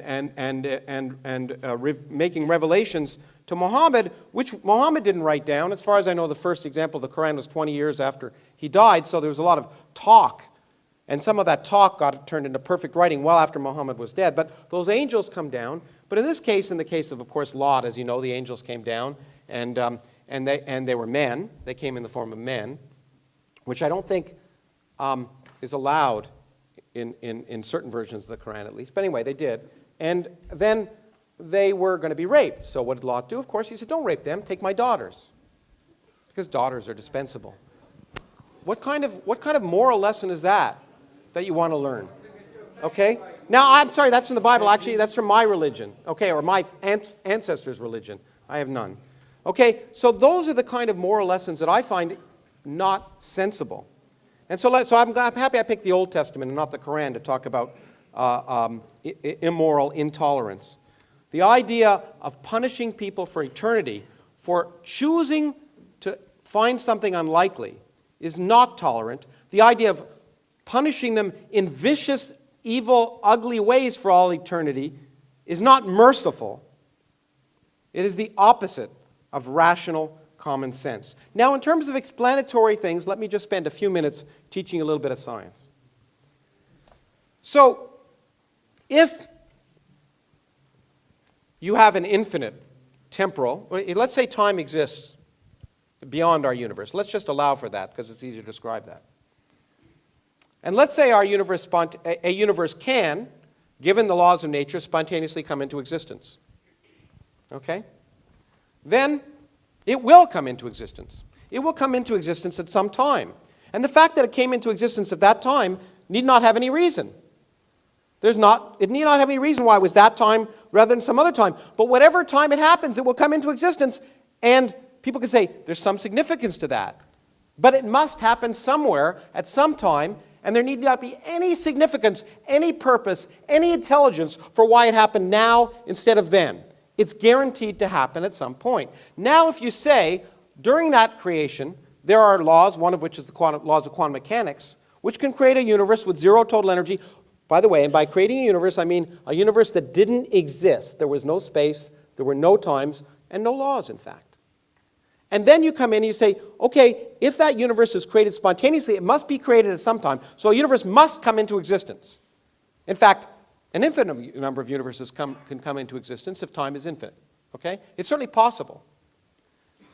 Then a universe will come into existence, and you can say, let me predict the properties of that universe. Well, lo and behold, the properties of that universe happen to be exactly the properties of the universe we live in, including the structure of the fluctuations of the cosmic microwave background that collapse to produce all the galaxies and all the stars and the planets and you and me. That's explanatory. There's no explanation at that level in any way in your book. So the explanation of a universe that could come into existence from nothing without any purpose, without any planning, without any reason is explanatory. Now, lest I be misconstrued, that is just plausible. Because we do not have a full scientific theory. But to make the claim, as I know you've often made, that because that there are certain things we will never understand is to misunderstand science. There are lots of things we don't understand today, and that's the reason to go out and do science. It's just like Darwin said, he said, in the evolution of the species, I'm describing the evolution of the species. I'm not describing the origin of life. We'll never understand the origin of life. We'll no sooner understand the origin of life than we understand the origin of matter. Well, of course, he didn't realize that we'd one day understand the origin of matter. Just as I expect in your lifetime and my lifetime, we'll understand the origin of life. We'll understand how chemistry turns into biology by doing experiments, testing, and not forcing our predilection that it's impossible. I had a debate recently where somebody said, it's impossible for non-life to turn into life. Well, that's a nice statement. It's a nice belief. And it's a belief you can have, but it's a belief that can be wrong. And that's the great thing about science, which you can call atheism if you wish. It's you're willing to change your beliefs. You're not assuming the answers before you ask the question. You're not assuming you know what's divinely right just because you interpret a certain book to mean a certain thing, and someone else may interpret it to mean something else. You will agree there are different interpretations of every book, including the Bible and the Quran. And so to presume that you know divine truth before you've asked the universe is not sensible. And I don't think I'll take any more time. Okay.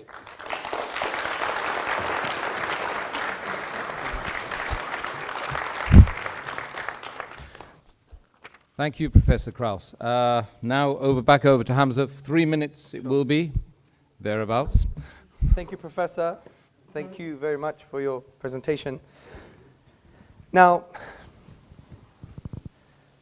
I really want you to try and address some of my arguments. You produced something about with the Quran, but if you were attentive to my argument, the Quran says bring a chapter like it, not 2 verses from different chapters.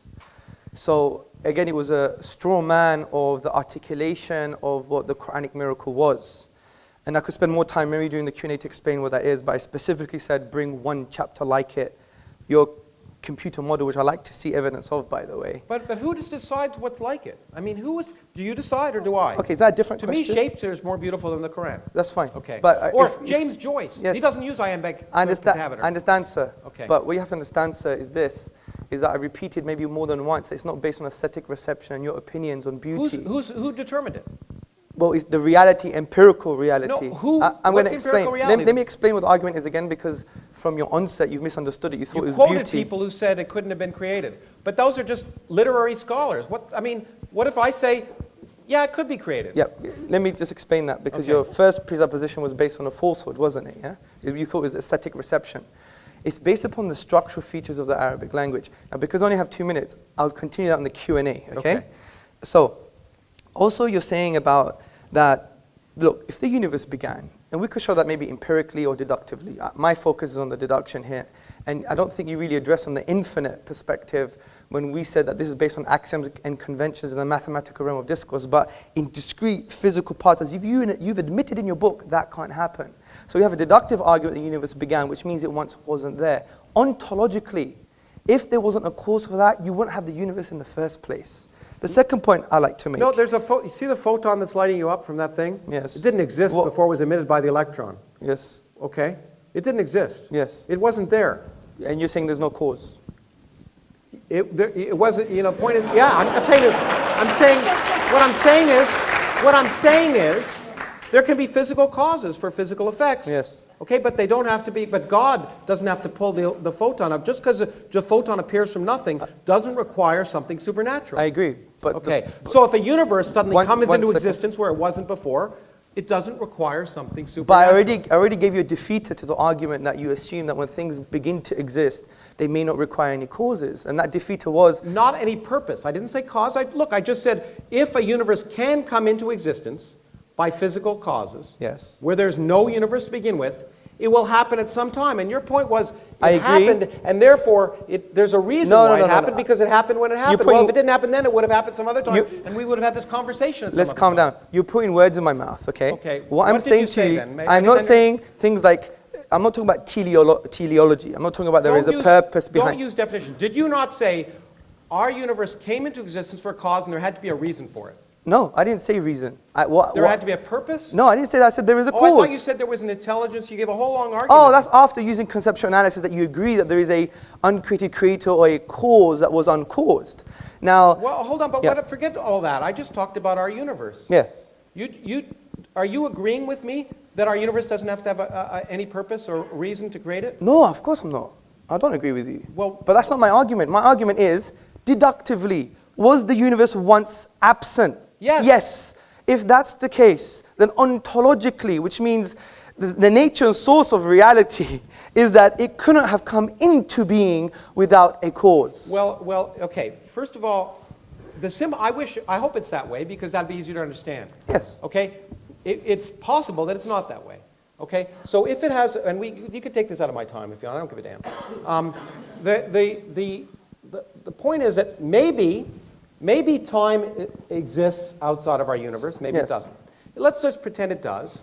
And then our universe came into existence, and there was a physical cause for that. That's fine. I'm fine with that. I'm fine with our universe coming into existence for physical cause, just like that photon being created. But as I pointed out to you, it's equally possible that these notions that we have in our brains, because we're humans living at a classical level, that time exists and is a continuous flow, may break down. And if they break down at t equals 0, then any sense of the word cause becomes nonsensical. The word cause is a red herring in your terms. It's not worth discussing. It may not be relevant to the creation of our universe because there may not have been any time before it, and therefore this notion that every cause, every effect has a cause may be irrelevant if there's no time. Now, I don't know if that's the case, but I'm willing to ask the question, and I'm willing to do studies to see if it's reasonable. Yes. I'm not willing to presume the answer before I ask the question. Well, of course, I agree. Okay. But the point is, the presumption here is that you require time, and that there's a specific physical definition for time. Now, Well, the presumption is after t equals 0, you require time. That's absolutely true. The presumption that you require time at t equals 0, if you took the equations as they're written, time would go out the window. I don't have a contention with the physics. That's your job. No, but there's no. Yeah. But if you take it as they're written, there's no time. The time has no meaning at t equals 0. Okay, agreed. Great. According So there's no to the cause. physics, I don't disagree with you. Okay. I highly respect that. But all of that is inductive in nature. No, it's not. Of course, what is it based on? Is it It's deductive? based on observation. Which is inductive. No, it's empirical. It's empirical. You know, the problem is, it's empirical. It's Okay, based well, on what's testing. empirical? Okay. Look, I don't care. Look, the Do point you have an infinite set of observations? Have you had an infinite set of observations? Now, if you're going to tell me I read your something you wrote which really misrepresented science, you're absolutely right. If you're going to tell me science can never tell anything with absolute certainty. Yes. Okay? That's Except things that are wrong. Yes. That's what science can tell. I agree. Science can tell us the Earth isn't 6,000 years old. Okay, good. Science can tell us that science can tell us many things, and so I don't all that disagree science- with you. Okay. I don't so the disagree fact- with you. Okay, so the fact that science can lead us closer to what is the underlying reality is absolutely true, and the fact that science can't say with anything with absolute certainty is absolutely true, except what's wrong. Yes, I agree. Okay. And it can say certain claims, for example, that the moon split in two when he was there, is wrong. Now, I know you're It's going to say another that's red a herring. misinterpretation. Another red herring. I know another red herring, but certainly... Loads of fish in this room today. No. Some people, as you know, some interpreters of that thought that was the case, but they're wrong. You agree with me? That's it. Do you agree that I'm making a different point here, Professor. Okay, all I'm saying is this is a book of words, and you can interpret it many different ways, and some interpretation of those words I'm gonna address are that. wrong. I'm going to address that as well. But that's, look, we're going from so many different issues. It's a typical strategy of not knowing how to respond to a particular point. Look, the point of interpretation, for example, the Quran, for example, if we read the whole of the Quran holistically, we understand that it's probably the only religious book that gives you tools of interpretation. For example, the Quran says there are some open-ended verses, ambiguous verses, and they're specified. So in linguistics, it's called intra and intertextuality. Now, therefore, it creates a scope of interpretation. Yes, I agree there's interpretation, but there are some things that lie outside of the scope because you don't know the language, you don't know the interpretive tools, you don't follow the scholarly tradition, etc. So there is, yes, I agree, a scope of interpretation, but it's fixed. So that, in essence, is a red herring. The point I want to get to what's different about that than, say, Christian theological's different interpretation of the Bible? Well, that's very interesting. Well, for example, in the Protestant tradition, the reason they moved away from the Catholic Church is because they said, look, it's just me and my book, and I could interpret the way I want. But now a lot of Protestants are coming back to the Catholic tradition because they're saying, how do I understand God's word? And that's why they see the church entity as an interpretive authority, do you see? So obviously they have their own confusions, but the book doesn't tell it how to interpret it. That's why you have the German School of Systematic Theology. The Catholic Church, which now accepts evolution, for example, would say, you're right, the book doesn't tell us how to interpret this ridiculous first... But I just want to get back to my original point, which is, so there's nothing unique about it. You keep pretending Islam is unique, and I don't see it. Can we deal with a point at a time? Okay. Yeah, okay. But you throw these things out. We believe Islam is not unique. If I don't challenge them, then we don't believe Islam is unique. We believe it's a universal message that believes in one true God. Don't enslave yourself to your ego and your desires and the beast aspects of man or to the social pressure, L'Oreal because I'm worth it. But free yourself from these shackles and worship the divine, which gives you true freedom. Because if you want real liberty, interestingly, the word ruh in the Arabic language means soul or self. And it comes from the triliteral stem. Soul or self? Which one? Both, in different contexts, okay? We just be nuanced, okay? Yeah. Not reductionist. So what's a soul? You want to tell me what a soul is? Well, when you die, you'll find out. Let me just get my point.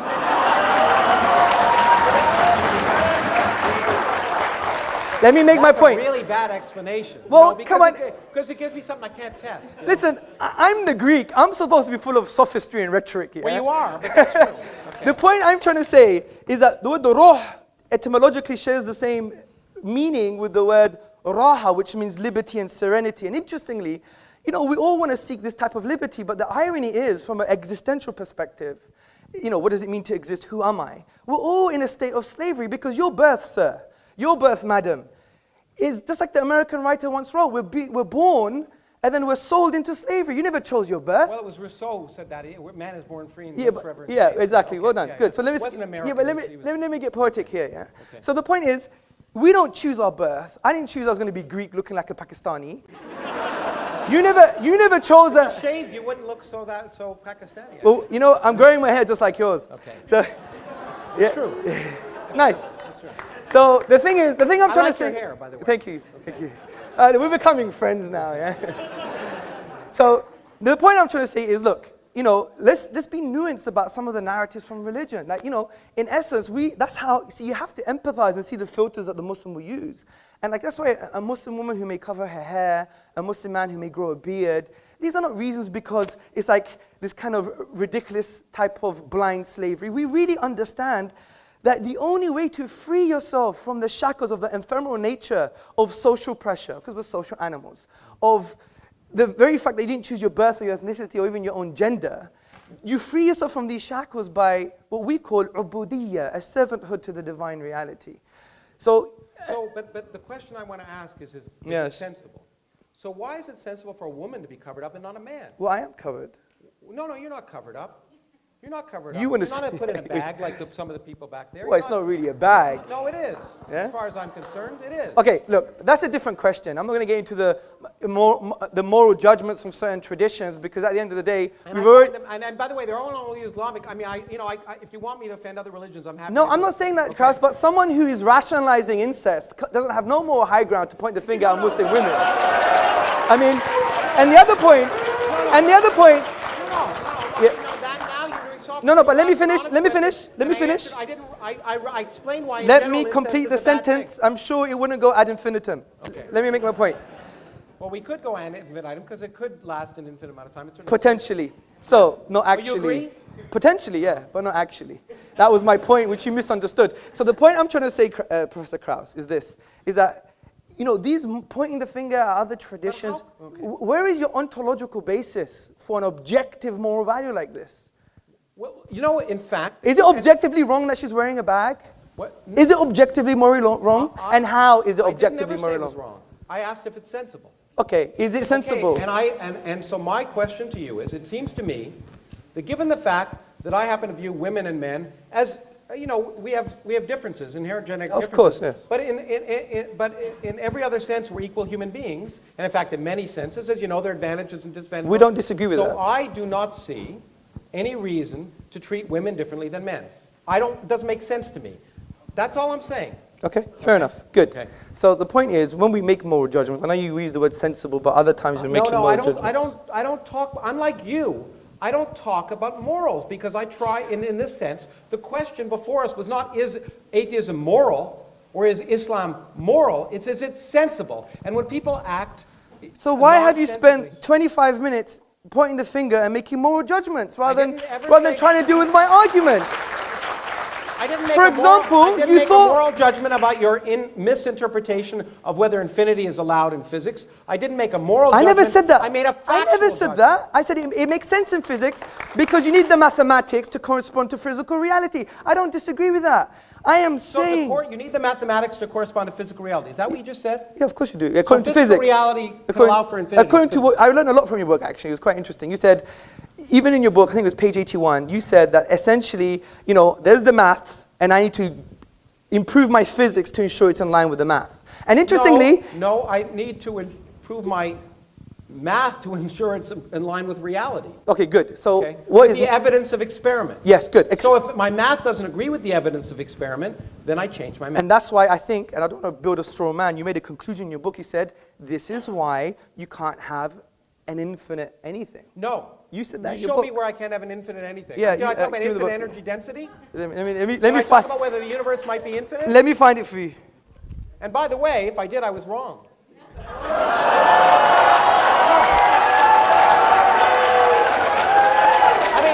One second. That's honorable. That is honorable. That to me is the worst kind. That's honorable. No, that is honorable. I admit. Offensive about these arguments is you quote people as if what they say matters. But the great thing about science is there are no authorities. I agree. There are no scientific authorities. Everyone can be wrong, and we all are. That is honorable. That is honorable. I have to. People who claim to be, including Benedict, before he stopped being pope. Yeah, 1 second. 1 second. Just bear with me. He wanted it here. It's here somewhere. No, I'm enjoying it. Yeah, please. No, this is good. This is good. Okay, so here we go. Infinity is not a pleasant quantity, however, at least as far as physicists are concerned, and we try to avoid it whenever possible. Clearly, the energy of empty space, or anything else for that matter, cannot be physically infinite. The energy of anything. No. You said... Sorry. Or anything else for that matter. The energy of anything cannot be physically infinite. Where's that there? The energy of empty space or the energy of anything else. You're reading another book now. I wrote that. Well, Mohammed may not be here to talk about the Quran, but I'm here to talk about my book. And you don't even know your own book. And my book says, I repeat. Yes, do that. I repeat. Maybe I should change it into Arabic so you understand it. But the point is, the energy of empty space or the energy of anything else cannot be infinite.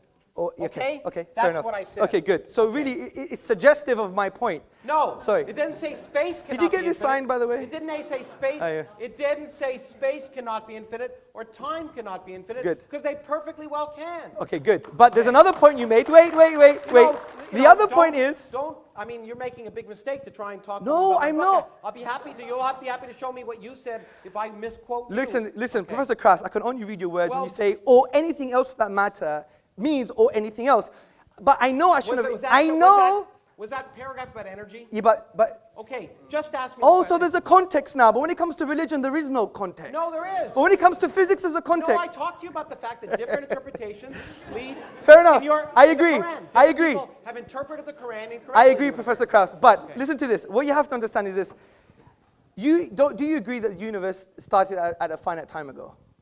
Do I agree? Yes. The Because universe you made that started point. 13.72 billion years ago. Yes. It's as far back as we can go to about the first millionth of a 10 millionth to of the a minus second. 43 or something. Well, no. no. Has it changed? Empirically, we know it to about a millionth of a second. Yeah. Okay, excellent. Of course Good. it started finding So time good. ago. Exactly. So that I said was suggestive evidence for my deductive reasoning. Okay? Well, it was suggestive evidence for the Rig Veda, Akhenaten. Yeah, I know. and Good, if you good, good. wonderful read the Let's Norse carry on creation now. myth, it's just as beautiful. It was created. I agree. I Okay. agree. But then I said, but since we have the best possible explanation, which is an uncreated creator, or there is a Why is cause that that the was best not possible caused, explanation? because I gave you all the logical explanation. This is the point. You should be No, attentive. I have the best explanation. It came from nothing by physics. Yes, but your Okay. nothing, is it really like nothing? No space, no time. Our universe didn't exist. So there's no- There was no there's- quantum foam. There was nothing where our universe existed. There was no space and no time. Everything we see, this room that we're in, So did not exist. when your friend LaWReNcE comments on that, 1 second. So when your friend Alexander LaWReNcE, who's a renowned cosmologist, a good friend, a yeah. good friend. I mean, I read some of his works. It goes way beyond me. I have to and admit in that. fact, you know what? Yeah. You know what? In fact, Alex LaWReNcE, as you'll read in my book, as I did, in fact, he scooped me because he wrote Yes, the he paper did. I read before that. Yeah, did, that was very interesting, Talked yeah. about a creation of space from no space. Yes, I agree. Okay. Recently, he has mentioned that there is a spatio-temporal boundary, right? No. What has he said? Well, he is, I mean, you know, we can talk about the details of the instanton that he described in Yes, mathematical yes, illusion, but in fact, there is no space at the central point of that. Okay, instanton. agreed. So, but, see, my main point is that this evidence is suggestive of an evidence that is what I would call far more stronger. It has great epistemic value, and I'm going to end on this. Because it has greater epistemic value, because as you admitted, the inductive method doesn't lead to certain conclusions, whereas the deductive method leads to certainty. Now, you can't get it Which all is the often time. wrong. But no, if the premises... I can be certain about something be wrong. Can you? Yeah, Can you? I agree. But Okay. KrAUSs, if the premises are sound and the logic is valid, it's still certain. You still What if have the to prove universe to doesn't me. respect your logic? Yeah, but KrAUSs, Professor KrAUSs, you still have to prove to me that the deductive logic I used is unsound or not valid, and you haven't done that. Well, Okay. You don't think I have? I do. Okay, I'm really sorry to interrupt you, Professor KrAUSs, Hamza. You're going at it hammer and tongs, but there's a whole bunch of guys out there who want to sort of have a say, okay? Okay, guys, settle down. We're going to get the first question right now. Okay, my first question is to Professor KrAUSs, and this is just to sort out the sort of the whole thing we were talking about. I just opened up your page and it says, nothing is something. There you go. That's the title of a chapter. That's the title of a chapter, nothing is something, right? And you know what I meant? No, by and that? I'm going to ask my second question now. Okay. Your whole book is based on mathematics, and mathematics, as you know, is based on No, deduction. it's based on evidence. Okay, and you use mathematics throughout your book, and you say deductive. Show me the equations in my book. Show me the equations. Are there equations? Yes, they are. Well, there are one or two. The book's 200 pages long. Okay, let me just ask my I may question. have said My equals first MC question squared. was, you said nothing is something as soon as you open the book. Yeah. Secondly, you said deduction doesn't work, and maths is based upon deduction. No, I said it may not work. No, you said it in the opening. Deduction doesn't work, and your book is full of mathematics and deduction. Mathematics is based upon deduction. So how do you... it's actually a good introduction to logical fallacies. Professor, you want to say something? Yeah, okay. I mean, these rhetorical things are so ridiculous, but okay. I like catchy phrases. And when I said nothing is something, it's a chapter title. My point, which many philosophers don't understand, and I guess anyway, is that nothing is a physical quantity. It's not a philosophical quantity. It's not an imaginary quantity. Nothing, in physics, is the absence of something. So therefore, to understand what nothing is, you first have to ask the question, what is something? And to do that requires a lot of work. It's required all of the work of the 20th century of a lot of bright people, experimentalists and physicists. So what I tried to do is explain what we mean by something so that people could actually learn what you mean by the absence of something. I tried to be very clear and accurate. So it was just, in fact, since I wasn't trying to convince people of anything, I was just trying to explain it. The point is, in physics, nothing is the absence of something. So to understand what the absence of something is, you have to describe, you have to know what something is to know what the absence of that thing is, first. Secondly, mathematics is mathematics. You're absolutely right. but physics isn't mathematics. I did a degree in mathematics and I did a degree in physics. I learned I wasn't a mathematician, and more importantly, I learned many of the best mathematician colleagues of mine weren't physicists. Because the universe, the way physics works, is that we make mathematical models of reality, but we don't decide that they're right. We say, in fact, I do it all the time, and most of them are wrong.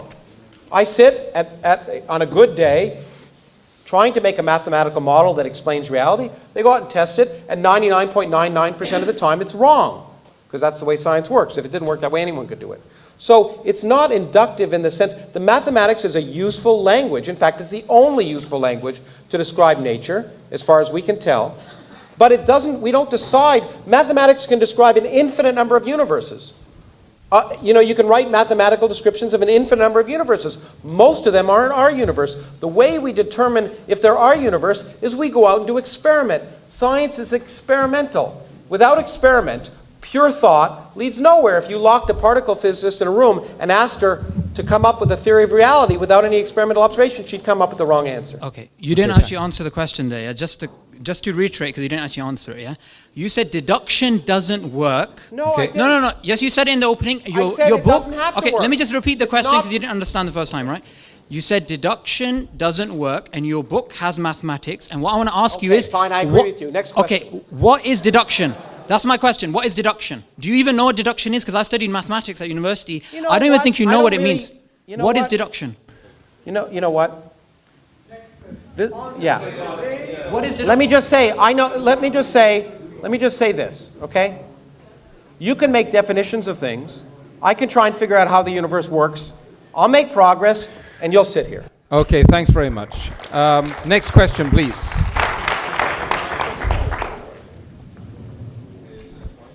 Hi, my question is to Hamza, and it's about the things he said about science and Islam. He's done a research paper on embryology within the Quran, and the idea that I'm getting is that it's sort of better to actually understand Arabic more to get more scientific ideas out of the Quran. But where is the LHC equivalent in terms of Islam? Where's that? What is the LHC equivalent?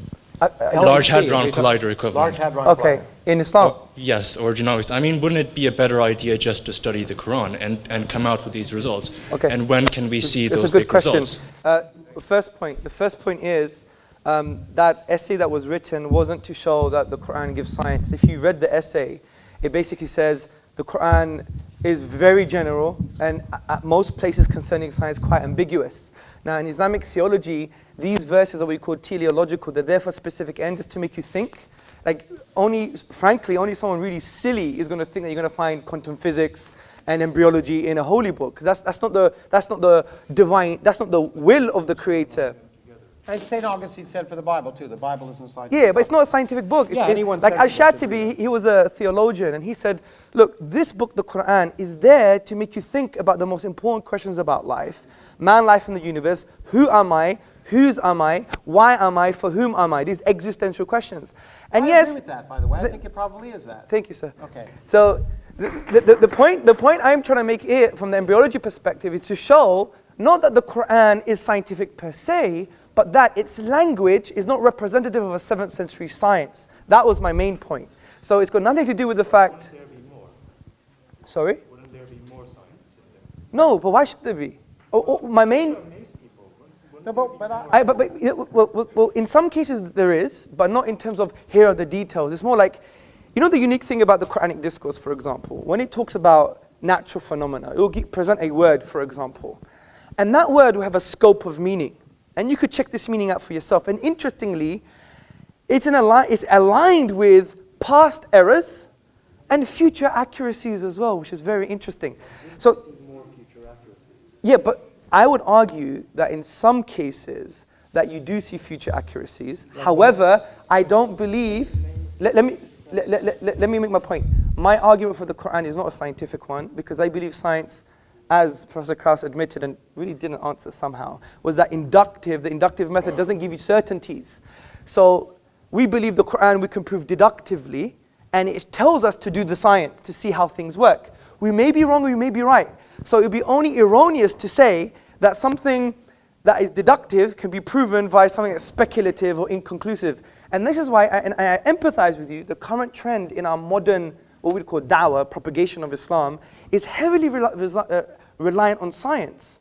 But we have to understand what science is. That's why I wrote the essay on have we misunderstood evolution. I don't deny the science of evolution. I just go to modern academics on the philosophy of science. And there are issues, like the problem of hard or weak empiricism, the problem of induction, falsification, and so forth. So from that perspective, I think you've misunderstood the point of the paper. But I hope I elaborated. To suggest that evolution was not as well and tested a scientific idea as gravity or quantum mechanics. We make new drugs based on it. In fact, the evidence of evolution makes evolution a fact. Okay, I even addressed that. Yeah, I know. I tried to read it, and it seemed to me that you were suggesting it wasn't. But anyway, that I may have misunderstood it. So I'm willing to agree that I may have misunderstood it. But that's the lesson I was getting out of it. Okay, good. Maybe we could have a coffee afterwards. Okay, we're going to go to the Jazakallah khair. We go to the next question, please. Thank you for the very emotive debate. My question is to Professor LaWReNcE KrAUSs. Why did I guess that? Okay. No, go on. Anyway. Firstly, let's not conflate science with atheism. What? Firstly, let's not conflate science with atheism, as we would all agree that science doesn't logically entail atheism. It is methodologically neutral. Therefore, my question is this. Science being a empirical method based on observation and experimentation can never answer metaphysical questions such as the existence of God.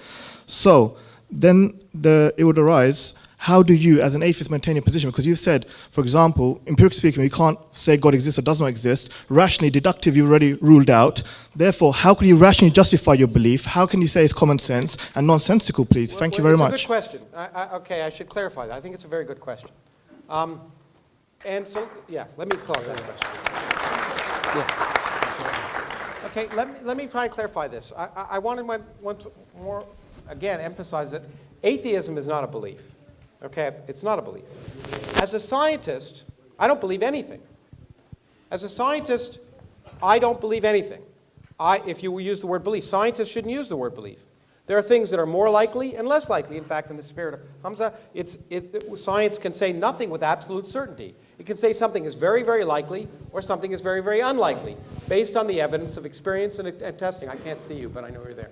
Okay, and so I find it easier to talk to a person. Okay, and no, stay there. I can see you now. So the question is, what is more likely?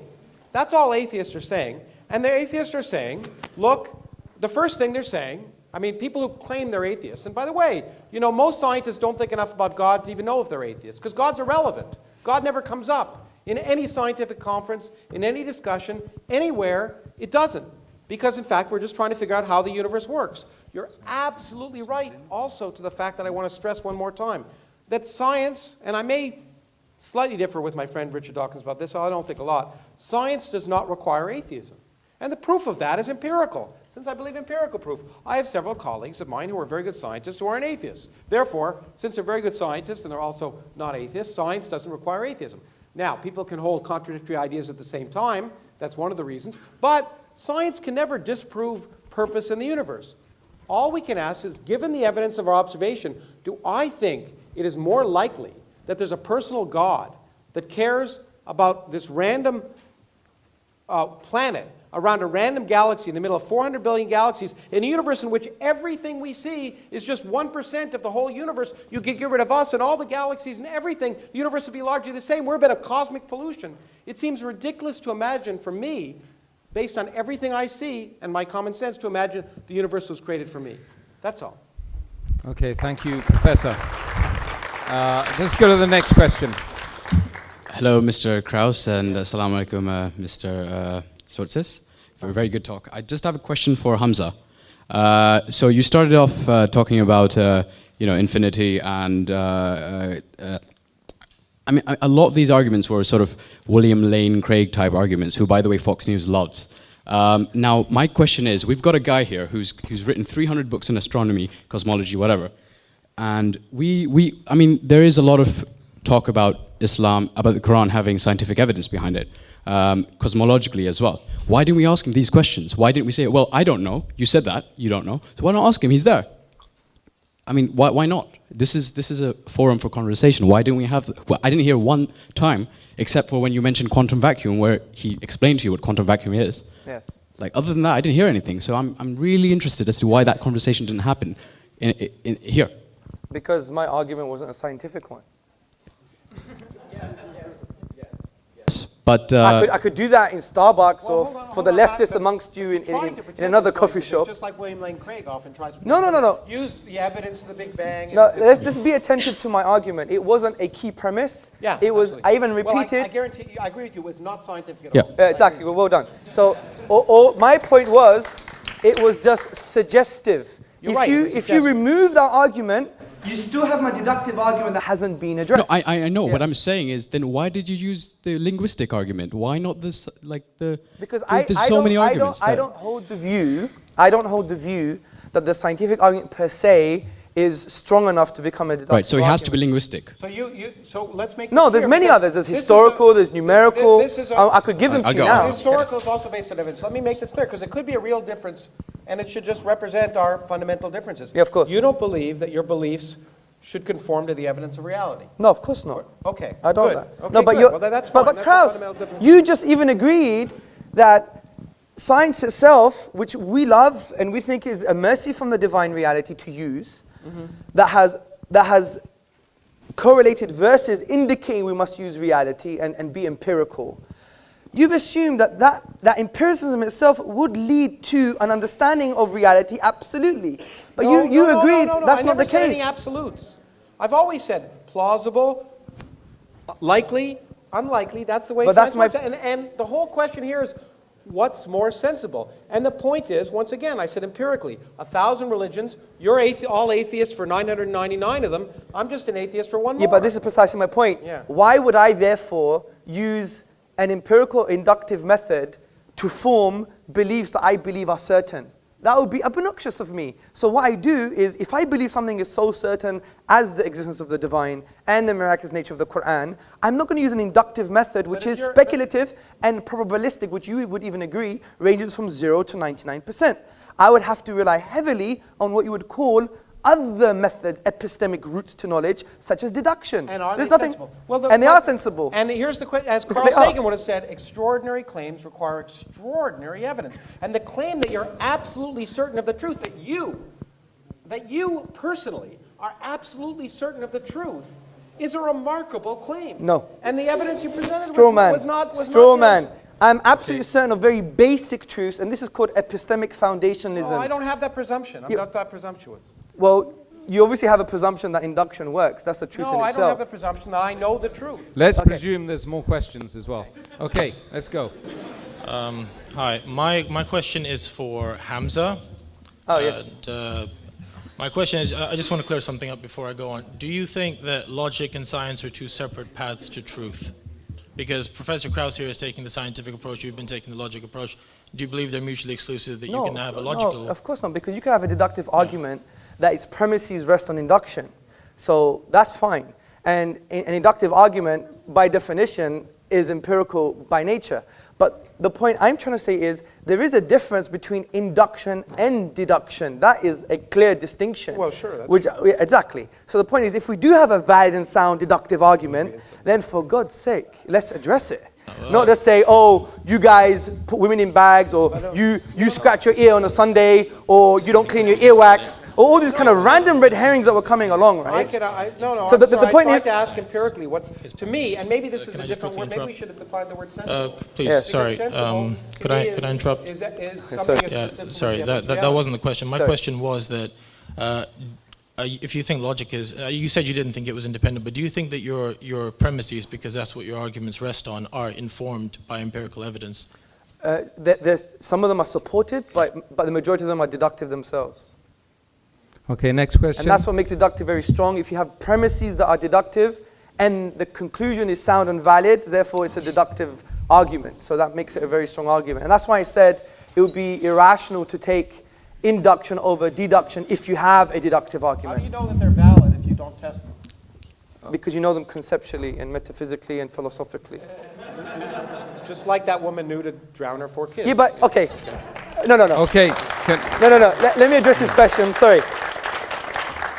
The interesting thing is, your very statement is a metaphysical statement. It could be translated metaphysically.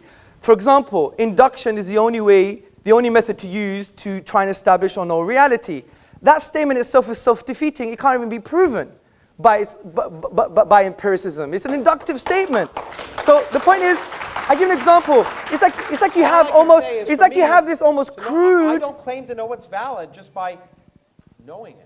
No, but you have to in that very statement in itself, because it's almost like you're presenting this crude scientism or logical positivism. Oh, stop using words. Talk Okay, to me in English. okay. Oh, but when you use words, it's great. When I use words, I can't do that. I don't think I've used very much jargon at all. If I did, I apologize. Okay, scientism is, let me define it for you. It is the assertion that science is the only way to form conclusions about reality, okay? That statement itself is, one, self-defeating, because science can't prove that statement. Secondly, science itself, that statement itself is flawed because science can't prove mathematical truths. Also, it can't prove ontological truths. It can't prove moral truths, historical truths. If you study epistemology, sorry, excuse me, sir. How do you know it can't prove historical truths? Let me make a point, sir. How do you know it can't prove moral truths? So you're making these Okay, presumptions. let me make my point. How do we know Aristotle existed? There's lots of evidence. Okay, let me give you a piece of evidence that I know. We know him through Plato. Okay? It's highly likely that he existed, which is what science would say. Yeah, but let me make my point.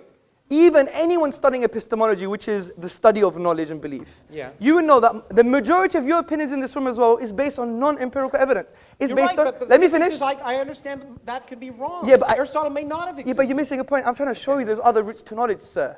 Which That's is not knowledge. such as testimony, for example, Oh, authentic testimony. and valid testimony. Oh my goodness. You really believe in testimony as proof of do you really believe that? But Professor KrAUSs, Do you really believe that because I say let's not dig a hole for ourselves. someone did something, it happened? Go to the Berkeley website on the scientific method. It says one of the majority I don't aspects. go to websites, I just do science. Yeah, okay, well, that's very great. Well, do this science then. Listen to this science. The Berkeley website says the key part of the scientific method is also the workings of other scientists that you test and you don't trust, Yeah. and you repeat their experiments because you don't trust. Yes, the I results. agree. That's Wait, the way science works. but there's a lot of science. We don't trust other people's results. Excuse me, sir. There's a lot of science that requires testimony. Yeah. What? Lots of science. What? Okay, I'll give you an example. Have you done every single experiment concerning evolution? No. So you believe it's true? Thank you very no, much. I don't know. What else do you want to say? Do you want me to answer? Do you want me to answer? Do you want me to answer your question? Of course or I not? do. Of course I do. You gave an answer before I even answered it. Come on. okay. You're accusing me of things I could do. Yeah, no, I'm I don't learning believe from in the anything. best. I told you, I don't believe in anything. I think, based on the evidence of my experience Yes. and everything I see in the world around me, that evolution is highly likely. Okay. And that's what I would call a fact. So when you had an interview, Unbelievably highly likely. Oh, okay. As highly likely as even though I haven't ever been in space, although I wouldn't mind. Look, I believe I believe in gender equality, the and there's Earth is the round. only woman who wants to answer a question in the room right now. She's standing there. I Let's do it. I applaud that. I applaud you for that. I just wanted to make a comment about the incident that happened before this event began. I acknowledge that the brother who couldn't find a seat where he was coming from, but I believe that he has a right to sit where he wanted to, but there has been some misunderstanding. Firstly, Islam makes it very clear that equality is incredibly important, and that no black man, for example, is superior to a white man, and vice versa. But the issue here was not one of superiority, as no one imposed segregation upon him. He was allowed to sit with the ladies at the back, and he was also allowed to sit at the front with females. But if some of the ladies chosen to sit at a distance from the men, why must he impose himself upon us? If I sat in a restaurant with my friends away from men, would it be appropriate for him to join me at my table too? And I'm basically offended by his disrespect for my values.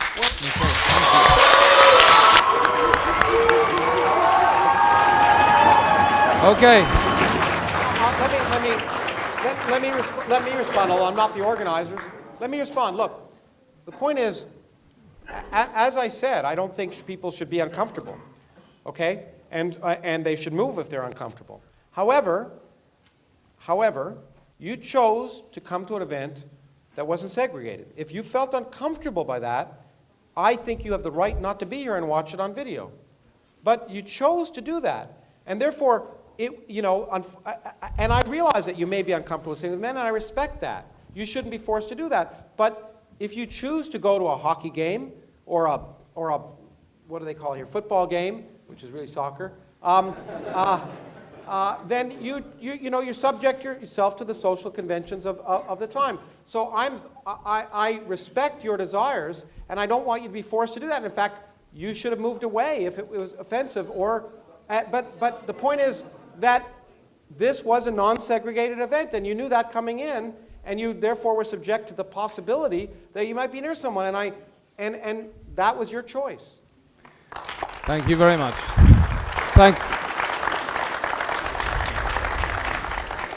Okay, thank you very much. Thank you very much. You guys, mashallah.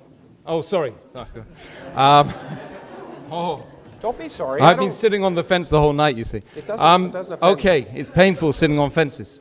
Hamza and Professor KrAUSs, I think you guys have been amazing tonight. Don't you think? I don't think so.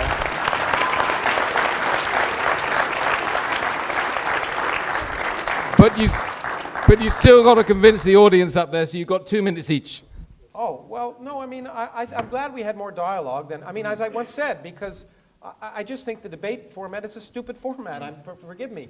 It just doesn't lead to the kind of interaction. Actually, there's been some positives that have come out of the fact when Hamza and I have talked that have been much more positive than when people make these rhetorical long statements and trying to find things and try and sneak the other person into some logical contradiction. It's just not good for education. My intent, and I'm sure I've offended people here, my intent was not to offend. I always offend, and I offend some of my scientific colleagues too. My intent was just to raise questions and encourage people to think about issues. And for that, I hope that some of the statements I've made will cause people to think. And indeed, my whole point is that given access to information, and I believe you should get access to information about the world really works, which is why I write scientific books and I speak, because I think these are some of those beautiful ideas people have ever come up with, that we shouldn't be afraid of them, we shouldn't fear them, we shouldn't view them as if they offend our beliefs, that's a good thing, because it means our beliefs are wrong. And that, as I say to students all the time, is the greatest gift we can have. Changing our minds and learning is what's produced the progress that allows this room to happen, that allows these video cameras to be recording things. So I just hope that as I hope I am willing to change my beliefs or change my mind in the presence of evidence and get information, that I hope that some of the things I've said have spurred your thinking, and I certainly don't want to convert you into anything. And so, thank you for listening. Hamza? Oh dear. You know what? Something inside me thought I knew it would be like this, because when I watch Professor KrAUSs, although I disagree with him, I love his style. And my dad would love your style as well. It's like, I don't care, I'm going to be me, get over it. Well, so I do respect that. Good. And the other thing I do you're respect. that way too, don't you think? Yes, we're the same. Okay, well, then we're you the go. same. Then that's why why there was like almost an explosion here on atomic levels. Yeah? I mean, interestingly, we have a lot in common. We both like Star Trek. So, I know it's not real.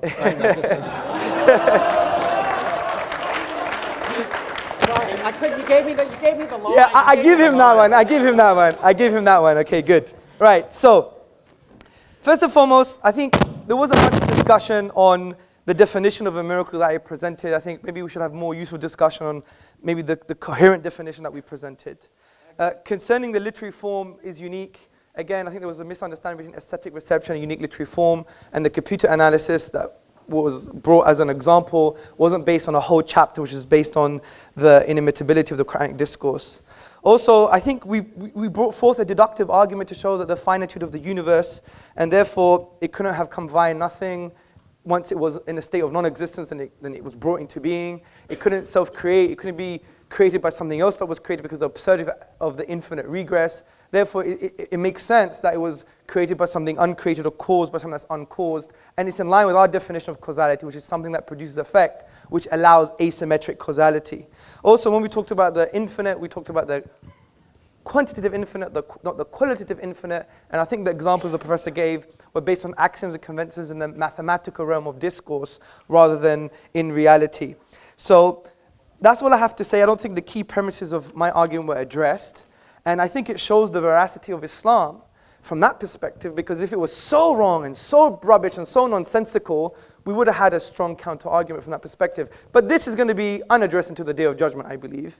But I think what we all have to learn is that, you know what? We can sit on a table. We can speak together. We may be angry and rhetorical. And by the way, I so apologize if I offended anyone, especially Professor KrAUSs. I did say things that I shouldn't have said for a highly respected, for a highly respected academic like himself. So we have to humble ourselves for his achievements. And some of the words I used were not appropriate, even though they may have sounded nice rhetorically, but that's a different issue. The point is, you know, at the end of the day, let's be human. Let's connect with one another without presuppositions. And that's very hard to do. But the only way to do that is just really divorcing our drama and our presuppositions when we try to engage with someone. And that's what we teach in our courses all the time. Engage with a human being, not just with his beliefs or your perception of who he is. We didn't quite get there today, but you know what? It's the beginning. God bless you all.